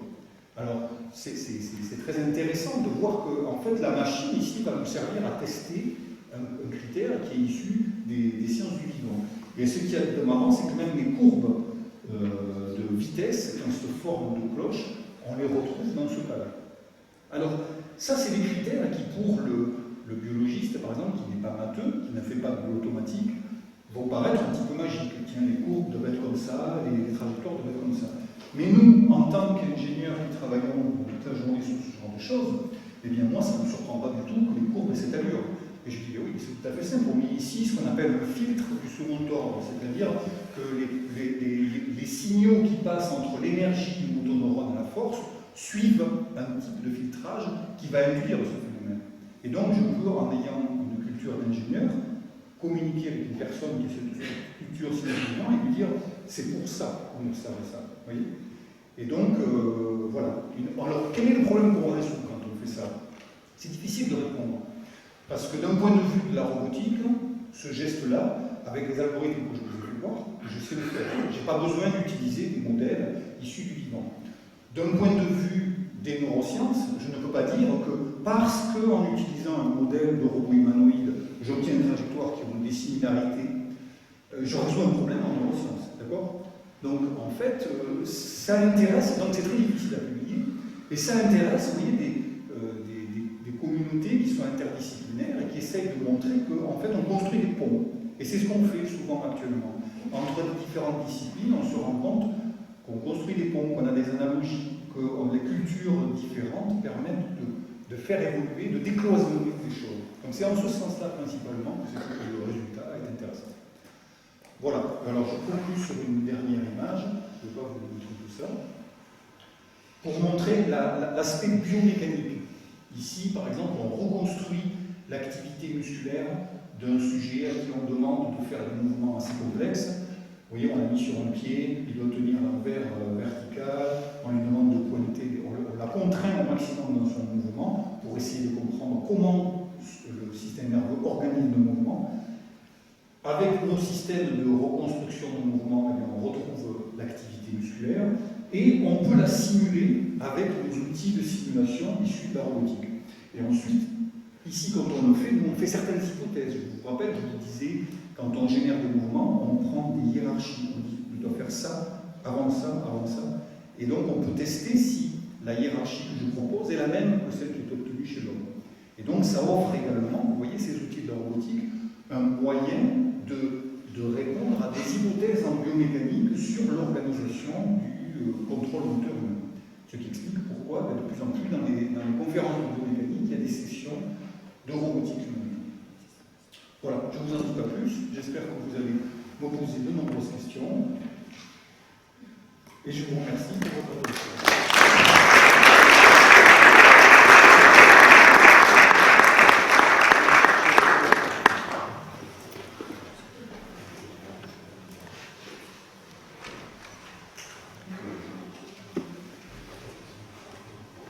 Alors, qui se lance? On a déjà eu, oui. Alors, je vais vous passer le micro, si ça va assez loin.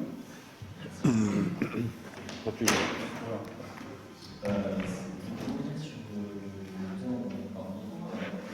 Sur le temps, sur le fait les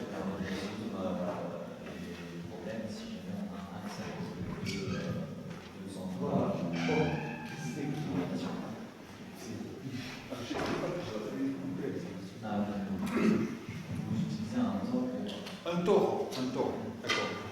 Oui, c'est un petit exemple. Hein. J'ai pris l'exemple du tort parce que je sais que celui-là, moi quand j'ai vu cet exemple au départ, je trouvais que c'était très sympa parce qu'on visualise les conséquences. Alors quand on travaille sur un robot humanoïde, on est dans un hyper-tort, on est dans un espace de dimension 3. Le tort est un espace de dimension 2, enfin, on parle de la surface du tort. C'est un truc représentatif.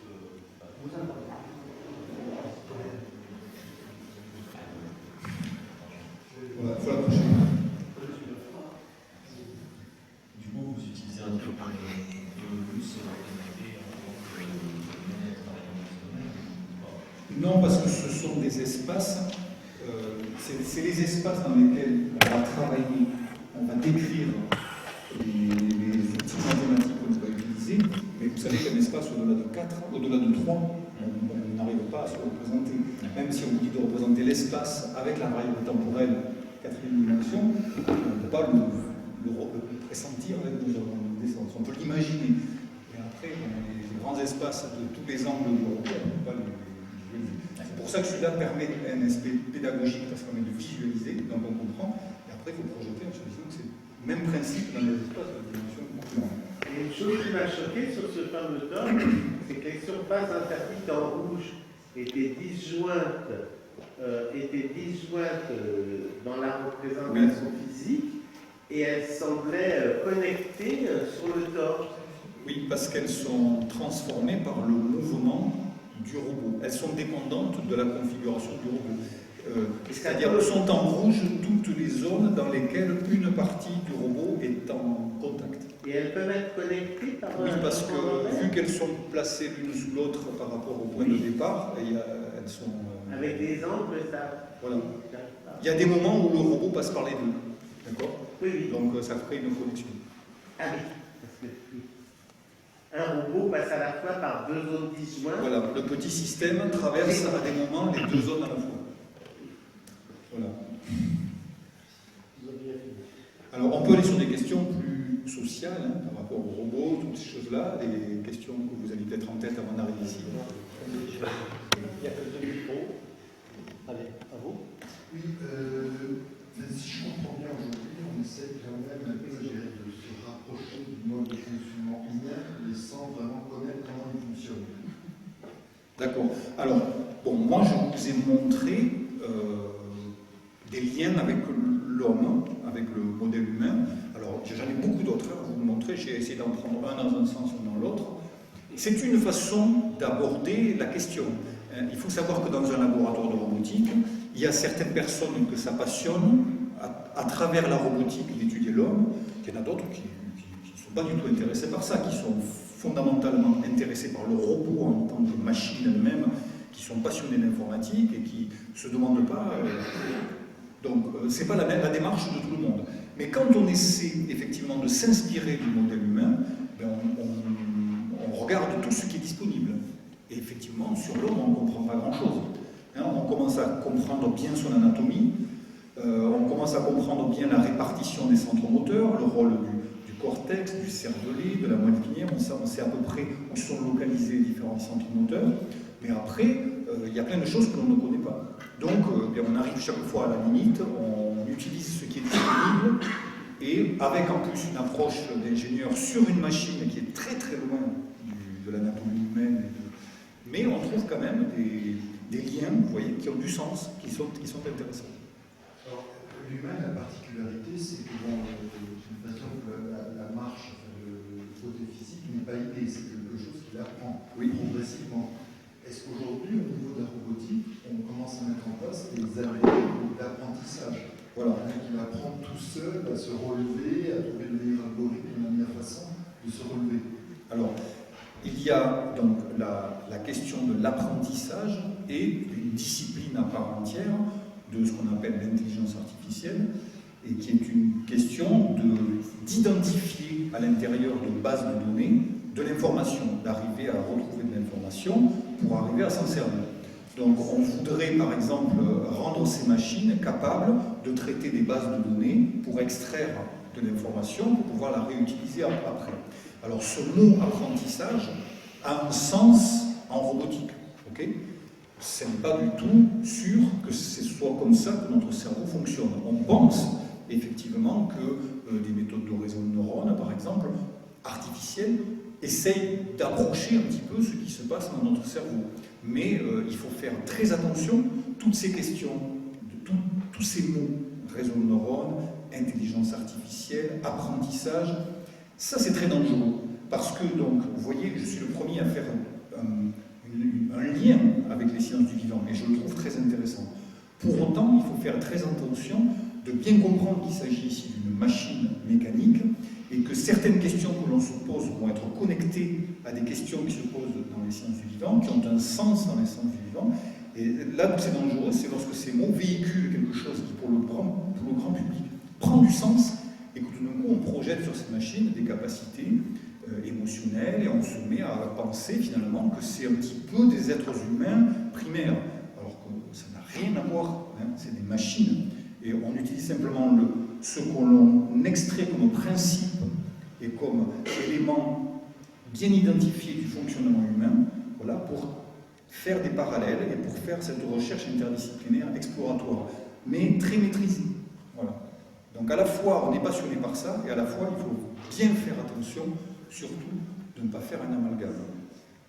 Et ça, combien, enfin, tous les journaux que l'on ouvre nous racontent nous parle du droit du robot, nous parle de ce que ressent le robot, que le robot pense, que le robot prend des décisions. Et toutes ces choses-là, c'est des projections de ce qu'on croit. Je voudrais revenir sur ce que disait M. Est-ce que vous envisageriez peut-être sur l'exemple de la porte qui s'ouvre soit en je sais pas, comme ça ou en oui. Au lieu d'un potentiel code à lire et à scanner sur une base de données, que justement le robot puisse apprendre que cette forme de porte correspond à ça. Bien sûr, évidemment. C'est-à-dire qu'il y a tout un domaine, je disais que la robotique est un carrefour, puisque finalement on va se poser toutes les questions du fonctionnement d'un être vivant. C'est en ça qu'il y a un enjeu. Donc il y a la vision, il y a des spécialistes de la vision artificielle qui, à partir d'une image ou de deux images en stéréovision, vont essayer de sortir de l'information à partir de contours, à partir d'arêtes, à partir de couleurs, à partir de tous les filtres que l'on suppose exister dans les airs de V1 jusqu'à V4, dans le cortex visuel humain. On sait qu'il y a ces étapes de filtrage. Donc, de la même façon, un petit peu, on essaye d'extraire de l'information, et donc des personnes sont capables de reconnaître si dans une image il y a une voiture, il y a une porte, donc il y a des méthodes aussi qui vont apprendre à raisonner de mieux en mieux, qui vont régler des réseaux de neurones, qui vont faire ce qu'on appelle des réseaux de neurones, qui ne sont pas des neurones, ça n'a rien à voir. Voilà. Et donc, effectivement, on voudrait que le robot de plus en plus aille vers ça. C'est une des spécialités. Et comprenez que moi qui travaille par exemple sur le mouvement, je vais essayer de simplifier tout ça. Et donc, comme je veux faire marcher mon robot de manière efficace, je vais lui mettre un tag, et donc il va avoir tout de suite l'information. Donc ce problème-là, j'évacue.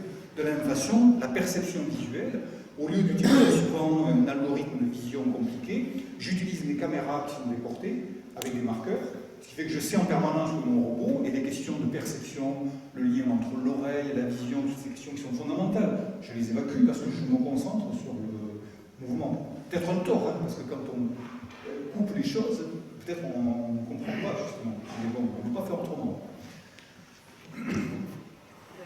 Juste pour répondre peut-être un peu à la question, pour réagir par rapport à ce que vous disiez, notamment José Galinon, il y a des équipes qui travaillent sur le développement de la notion de soi chez un robot. Donc c'est des équipes qui font des choses du coup totalement différentes, qui ne vont pas du tout travailler sur, très peu travailler sur le mouvement, ou sur en tout cas des robots qui fonctionnent déjà d'une certaine façon, et on va essayer de vérifier cette partie-là, mais qui travaillent sur l'émergence de la notion de soi et l'apprentissage en se basant sur les neurosciences, l'étude de l'apprentissage chez les enfants, et essayer de corréler ces choses-là. Est-ce que c'est une modélisation uniquement du vivant ou de la psychologie, ou est-ce qu'il y a aussi une démarche qui part de la machine pour animer cette machine avec des modèles.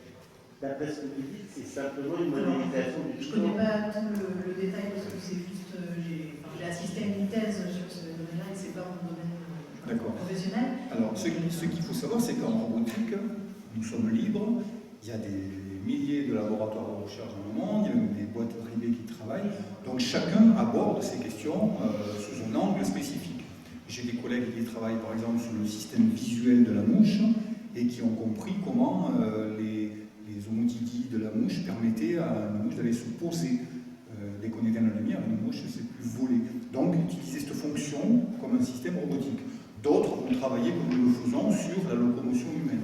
Donc, il y a plein de façons d'aborder les questions de la robotique. Donc, pourquoi pas aborder les questions directement de la cognition, la question de la conscience, d'avoir conscience que nous sommes quelque chose d'unifié. C'est quelque chose qui est passionnant, qui passionne la philosophie depuis l'aube de l'humanité.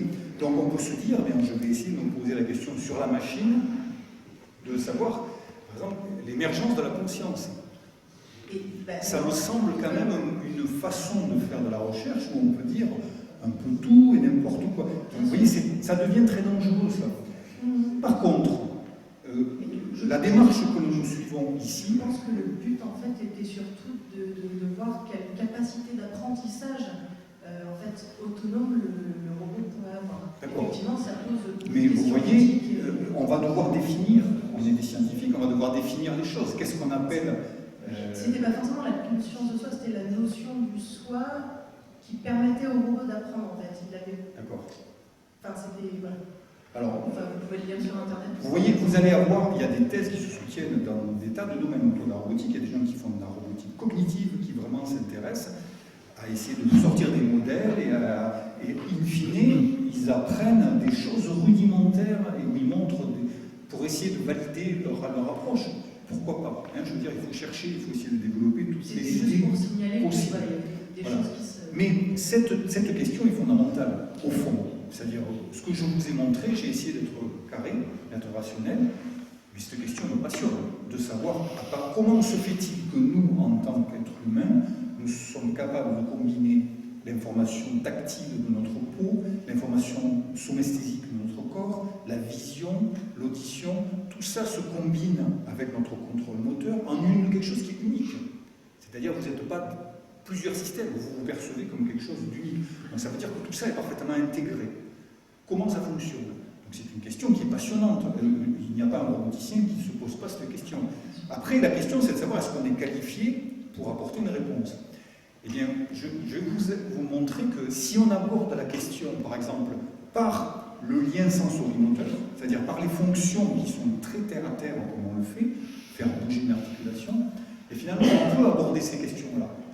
Par exemple, si je travaille sur la machine, toujours comme un ingénieur, on peut se demander comment ça se fait que nous ayons, par exemple, tous les organes de perception de l'information à distance qui soient toutes placés dans la tête. Pourquoi est-ce que nous avons les oreilles, les yeux, l'oreille interne, qui sont organisés autour d'une même partie du corps? Un corps qui est mobile, qui a une certaine position. Vous voyez, on attaque le problème du point de vue de l'outil, de la machine. Et peut-être qu'en se posant ces questions-là, en essayant de répondre que finalement il est impératif que l'information, si vous êtes en train de parler et qu'en même temps je lis sur votre bouche les mots que vous prononcez, en même temps que je les vois, il faut que ce soit parfaitement synchronisé depuis un même point. Donc il est fondamental que géométriquement les choses soient au même endroit. Et ensuite, pour comprendre comment je suis, il faut que la perception de la gravité avec mon oreille interne soit prise à cet endroit-là. Vous voyez, on voit qu'il y a une nécessité, en travaillant sur la machine elle-même, d'organiser les choses d'une certaine manière. Moi, je crois plus que cette approche-là va peut-être nous faire comprendre d'où émerge la conscience. Vous voyez, et le sentiment de soi, comme quelque chose d'unique. Alors que si je l'aborde via la philosophie, via des approches plus théoriques, j'ai l'impression qu'on courra toujours après, que ça va nous échapper. Voilà, la chance qu'on a ici, c'est de pouvoir travailler sur un système réel, d'écrire des choses réelles, de le grignoter petit à petit à partir des fonctions simples, de rajouter de même de la vision, de l'audition, tout ça. En intégrant tout ça, l'ingénieur va peut-être dire, mais voilà pourquoi à partir d'un certain moment, on a ce sentiment de soi qui émerge. Vous voyez, je crois à cette question, mais par le côté bas niveau. juste une dernière question. À partir de quand, en fait, on a commencé à se poser la question de savoir, quand on allait interagir avec les robots, savoir s'il était vraiment important qu'ils réagissent comme nous, en fait. Enfin, à partir de quel C'est une moment il y a théorie. eu ces études-là? C'est une théorie. Il n'y a pas de. Il y a des gens qui font ce qu'on appelle la psychophysique, c'est-à-dire qui mettent des humains et des machines comme ça en interaction. Par exemple, on va croiser un robot dans un couloir qui a un comportement, on étudie le comportement, on sort des statistiques et on se rend compte que, par exemple, que la personne est plus à l'aise, qu'elle réduit moins sa vitesse. Si tout de suite vous croisez dans un couloir et vous voyez le robot qui a un comportement qui ressemble à celui qu'a un collègue, même si c'est une machine à nettoyer le sol, vous allez vous dire, bon voilà, elle est programmée pour fonctionner comme on fonctionne. Et donc je me repère mieux et je vais mieux l'adopter. Voilà. Mais il n'y a pas de théorie claire. C'est des choses qui émergent au fur et à mesure. Cela dit, il y a un vieux rêve quand même. Le joueur d'échecs de Malzel, c'est la fin du 18e. Donc il y a quand même toujours dans la tête de l'homme, depuis qu'il a une idée de machine, il y a toujours ce rêve. Voilà. À part qu'aujourd'hui, on a compris que c'était beaucoup plus difficile de programmer un joueur d'échecs pour lui faire le geste que pour battre son adversaire. Parce qu'aujourd'hui, on a compris qu'avec des calculateurs puissants, on pouvait faire des algorithmes qui calculeraient beaucoup plus que le joueur et donc qui le battrait. Alors que si la lumière est incidente et on peut confondre le pion avec une ombre, le mouvement va être mal fait selon les différents types de pions. La fonction motrice d'aller faire le geste, de le percevoir et d'aller agir, dans tous les cas avec tout type d'échiquier, vous voyez, dans des conditions diverses, on se rend compte que ça c'est beaucoup plus difficile. À condition de varier les types d'échiquier, mais sur un type d'échiquier donné. Voilà, mais la question de la commande motrice, finalement, pour nous, roboticiens, est plus difficile à résoudre que la question de battre le meilleur joueur d'échecs. C'est paradoxal.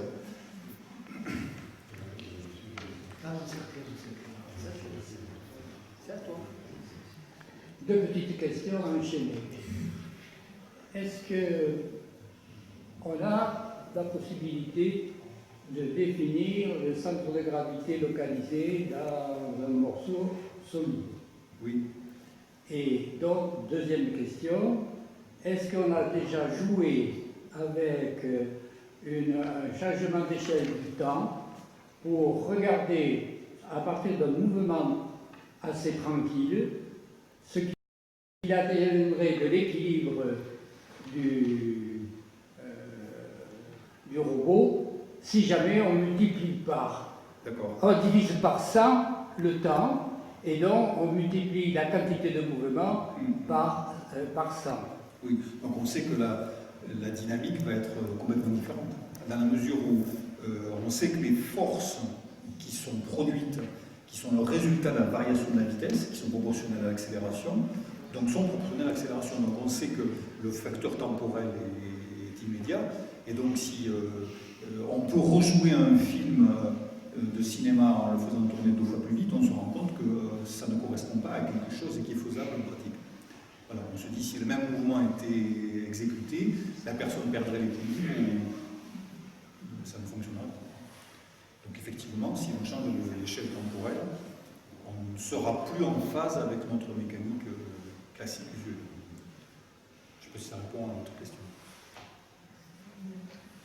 Merci.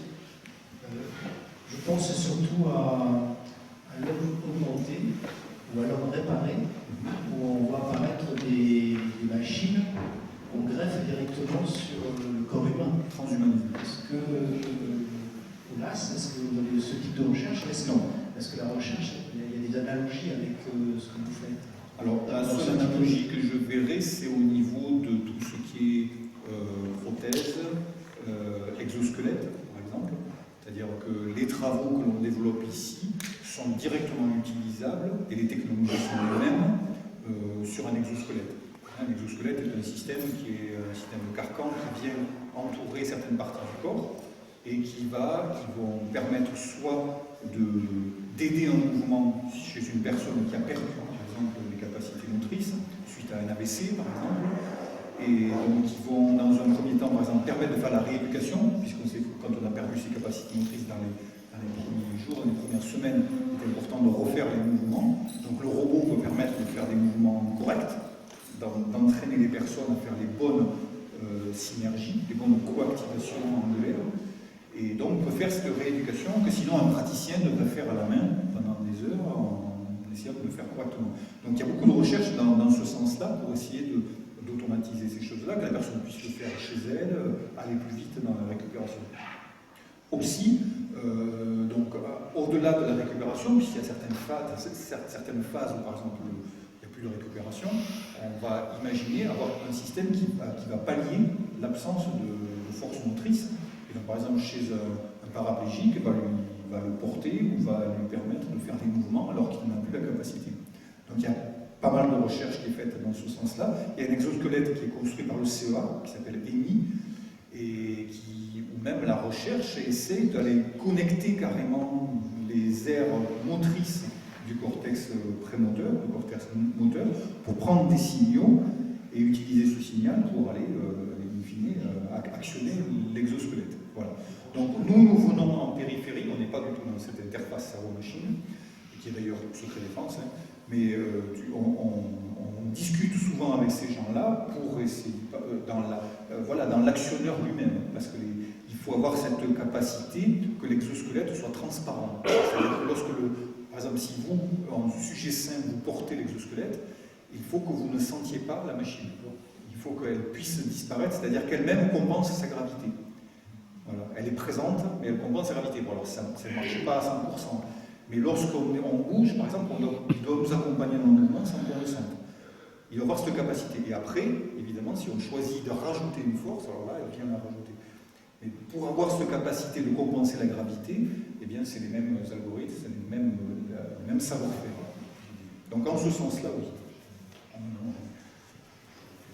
Oui, c'est un peu un prolongement de cette question, mais en fait, vous travaillez sur des robots qui ressemblent à des humains, du coup, on se pose des questions un peu anthropomorphiques dessus, on cherche l'humain dans le robot, et finalement, la perspective de ça serait un robot qui ressemble à un humain, mais finalement, c'est pas ça votre problème. Vous, votre problème, c'est de travailler sur des machines qui ont des capacités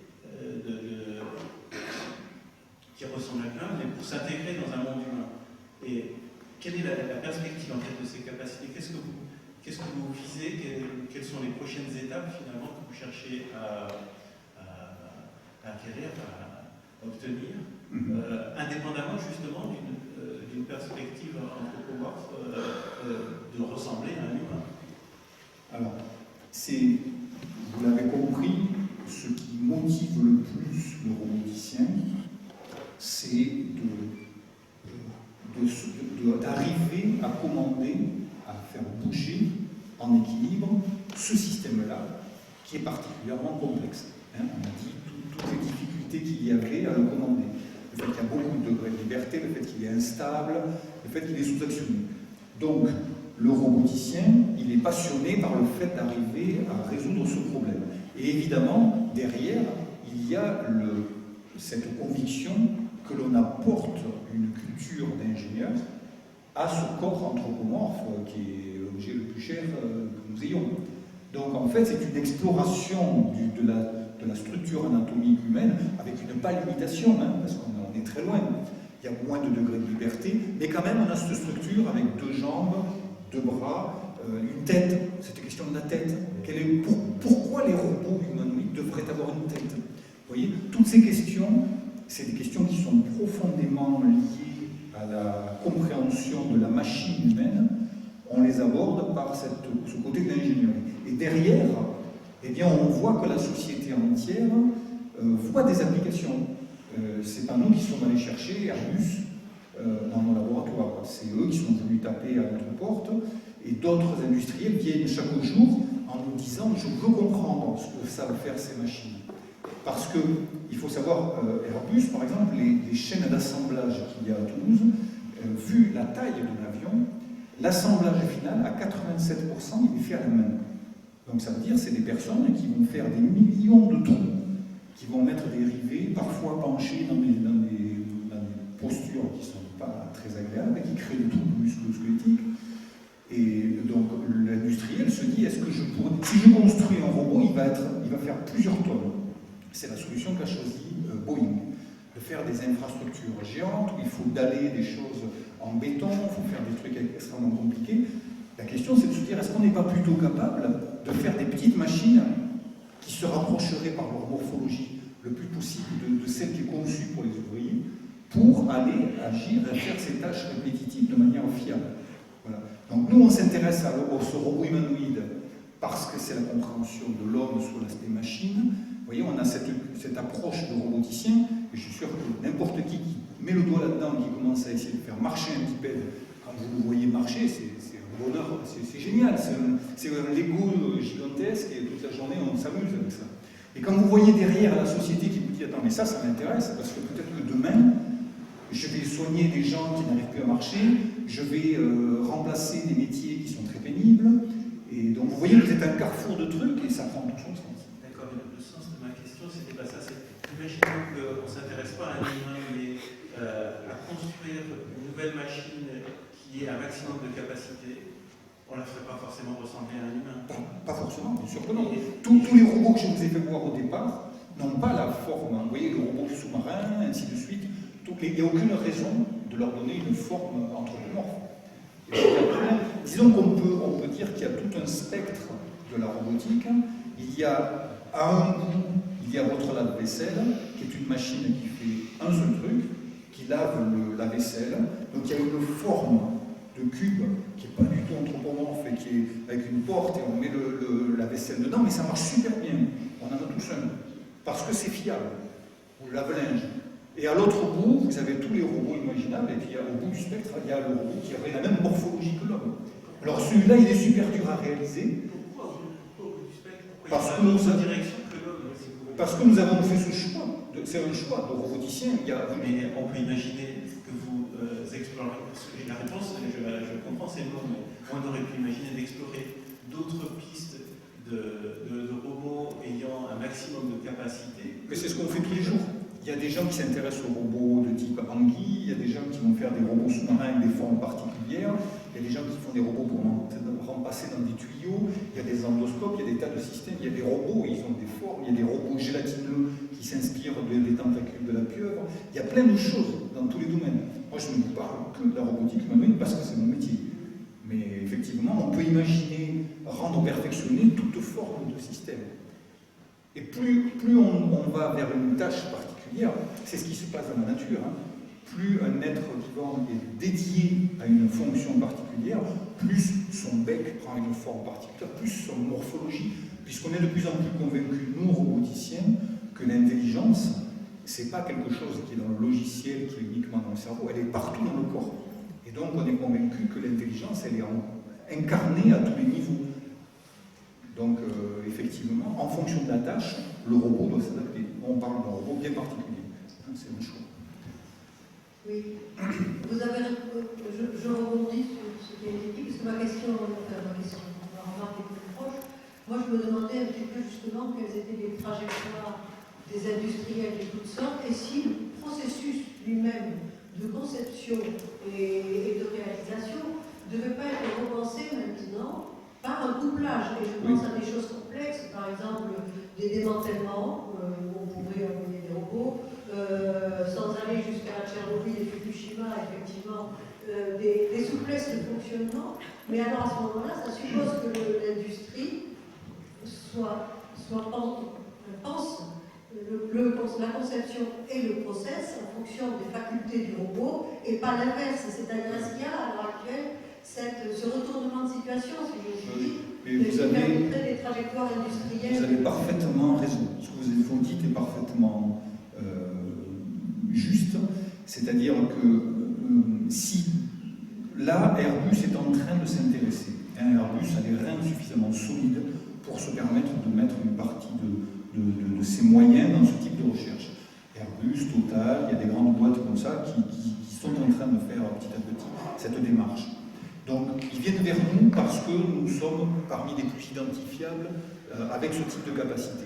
Mais il est évident que la machine qui ira un jour chez eux ne sera pas un robot humanoïde quelque chose qui correspondra à leurs besoins, qui répondra au mieux à leurs besoins, qui aura peut-être le haut du corps avec des bras et en bas des chevilles, parce que cette tâche, vous avez vu peut-être, il y avait un article dans Libération sur des robots qui ont été testés à Lac dans le cadre de l'extraction du gaz, justement pour aller sur les plateformes pétrolières, où pareil, il y avait des concours qui étaient organisés pour trouver la plateforme qui allait avoir, le robot qui allait avoir la bonne forme pour faire une tâche.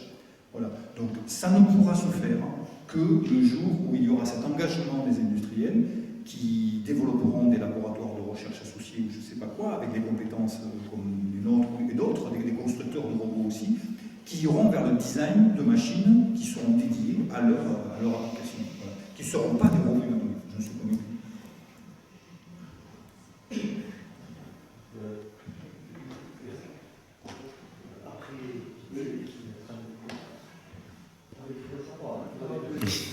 C'est très rapide.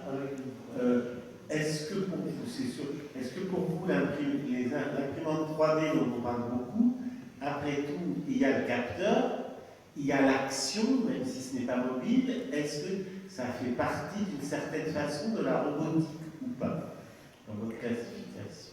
Oui. Dès qu'il y a capacité, à partir de ce qui est perçu, de traiter de l'information et d'agir en faisant des mouvements, oui, on peut dire que c'est un robot, absolument. Dans les années 90, effectivement, le Japon était très en avance en matière de robotique.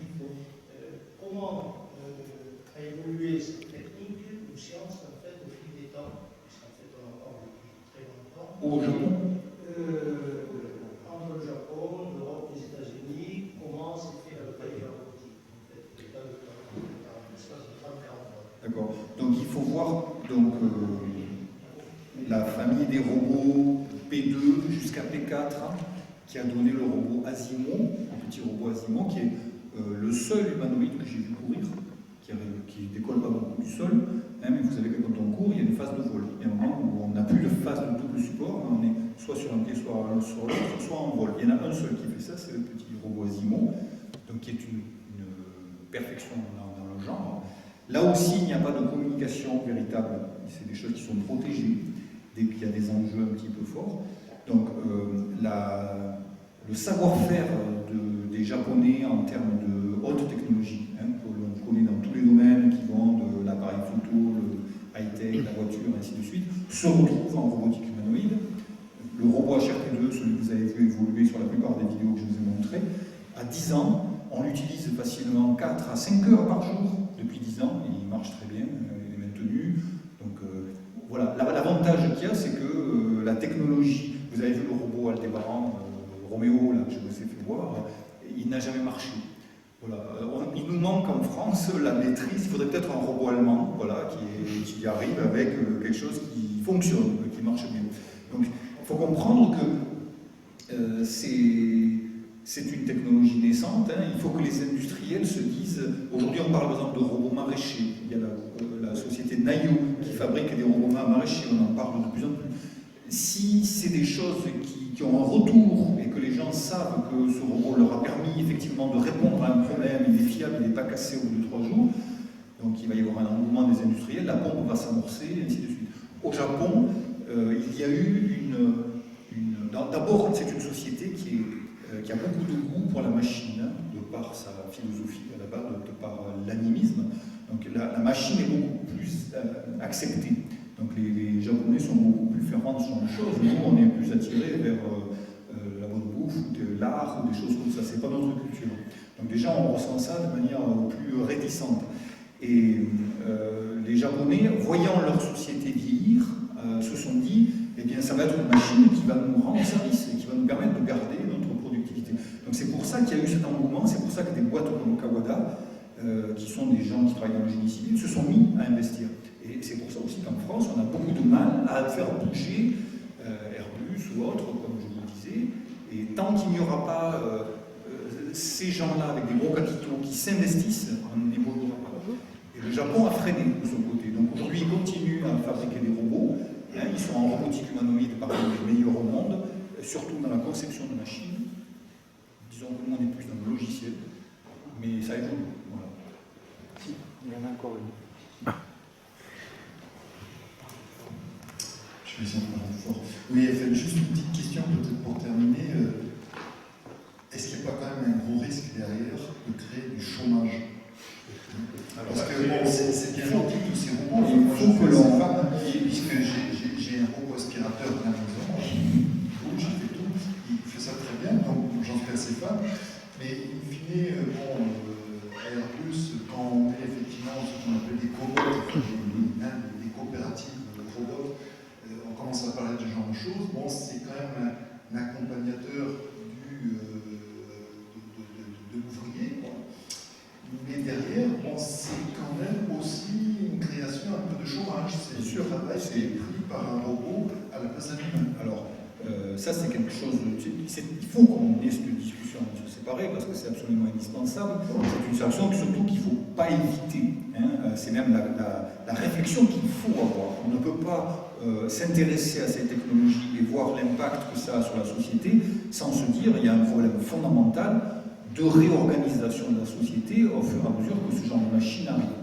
Hein. Alors, de la même façon que lorsqu'on a cessé de laver le linge à l'eau froide dans la rivière et qu'on a utilisé des machines à laver qui ont permis à pas mal de femmes, parce que c'était essentiellement les femmes qui faisaient ça, de faire autre chose, eh bien, il y a eu une levée de bouclier à cette époque-là en disant, on a toujours dit, c'est pas bien, c'est pas une bonne solution. Bon, aujourd'hui, cette révolution industrielle se continue, et ça c'est dans l'ordre.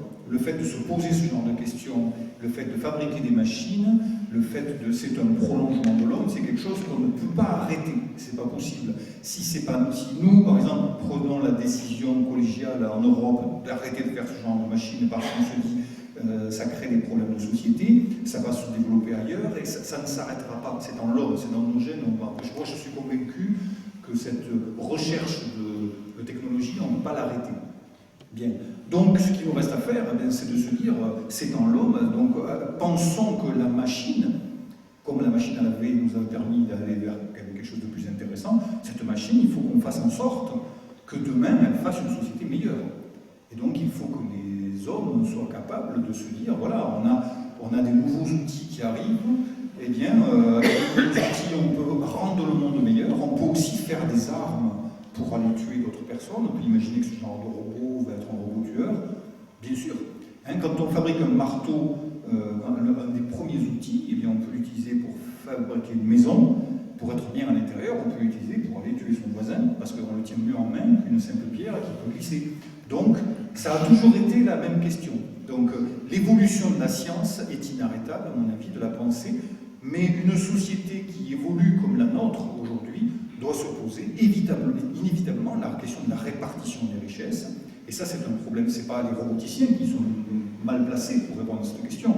Nous, on peut vous dire ce qui peut exister, ce qui peut ne pas exister, mais l'ensemble des décideurs, la Commission européenne, doit prendre ce problème très au sérieux et de se dire, oui, on va enlever des emplois chez Airbus, d'abord les emplois sans grand apport ajouté, des métiers qui ne sont pas très valorisants, et donc il faut que ces personnes puissent vivre autre chose, s'épanouir autrement, apporter d'autres aspects à la société. Et c'est ça une société qui évolue, qui vit, qui se régénère, comme ça a toujours été. Et si on a une vision optimiste de la société, et si on a envie d'y croire, on peut faire un monde fantastique avec ça. Si par contre on pense chacun pour soi, eh bien celui qui va avoir tous les robots, il va gagner plein d'argent parce qu'il va produire des choses sans payer personne, on peut imaginer le pire et le meilleur. Donc effectivement, il faut se poser cette question beaucoup plus qu'on ne se la pose, mais ce n'est pas les roboticiens qui ont ce qualification pour le Justement, en Allemagne et au Japon, il y a beaucoup plus de...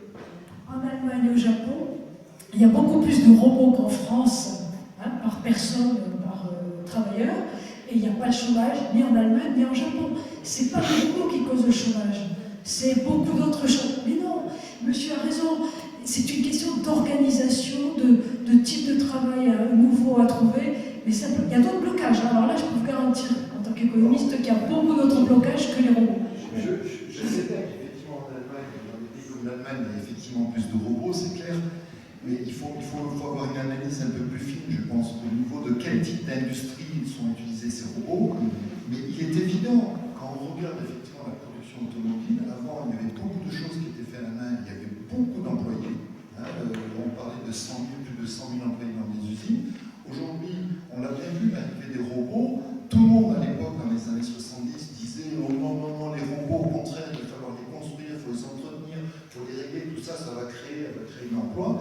Mais quand on fait le trait en dessous et on fait un bilan, on s'aperçoit quand même que l'emploi a diminué au profit des robots.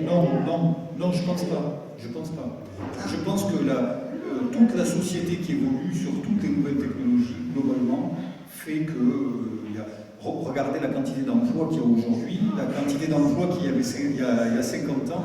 D'abord, la population a augmenté fortement. Les femmes qui ne travaillaient pas en majorité travaillent en majorité aujourd'hui. Donc l'emploi, il ne fait... même s'il y a du chômage aujourd'hui, la quantité d'emplois qui existe aujourd'hui est beaucoup plus importante.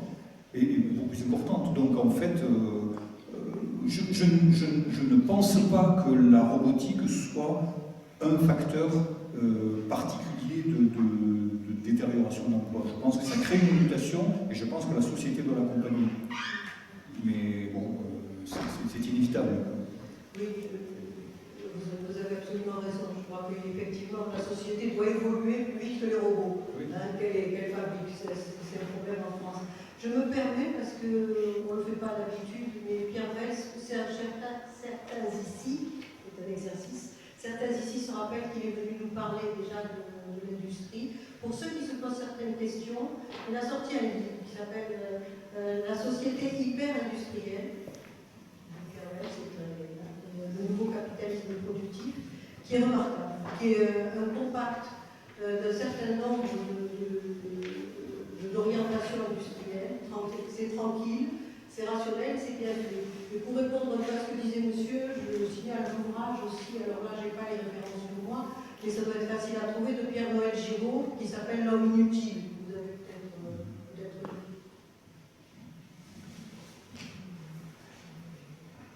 Bon, je ne sais pas s'il y a encore des questions. Oui.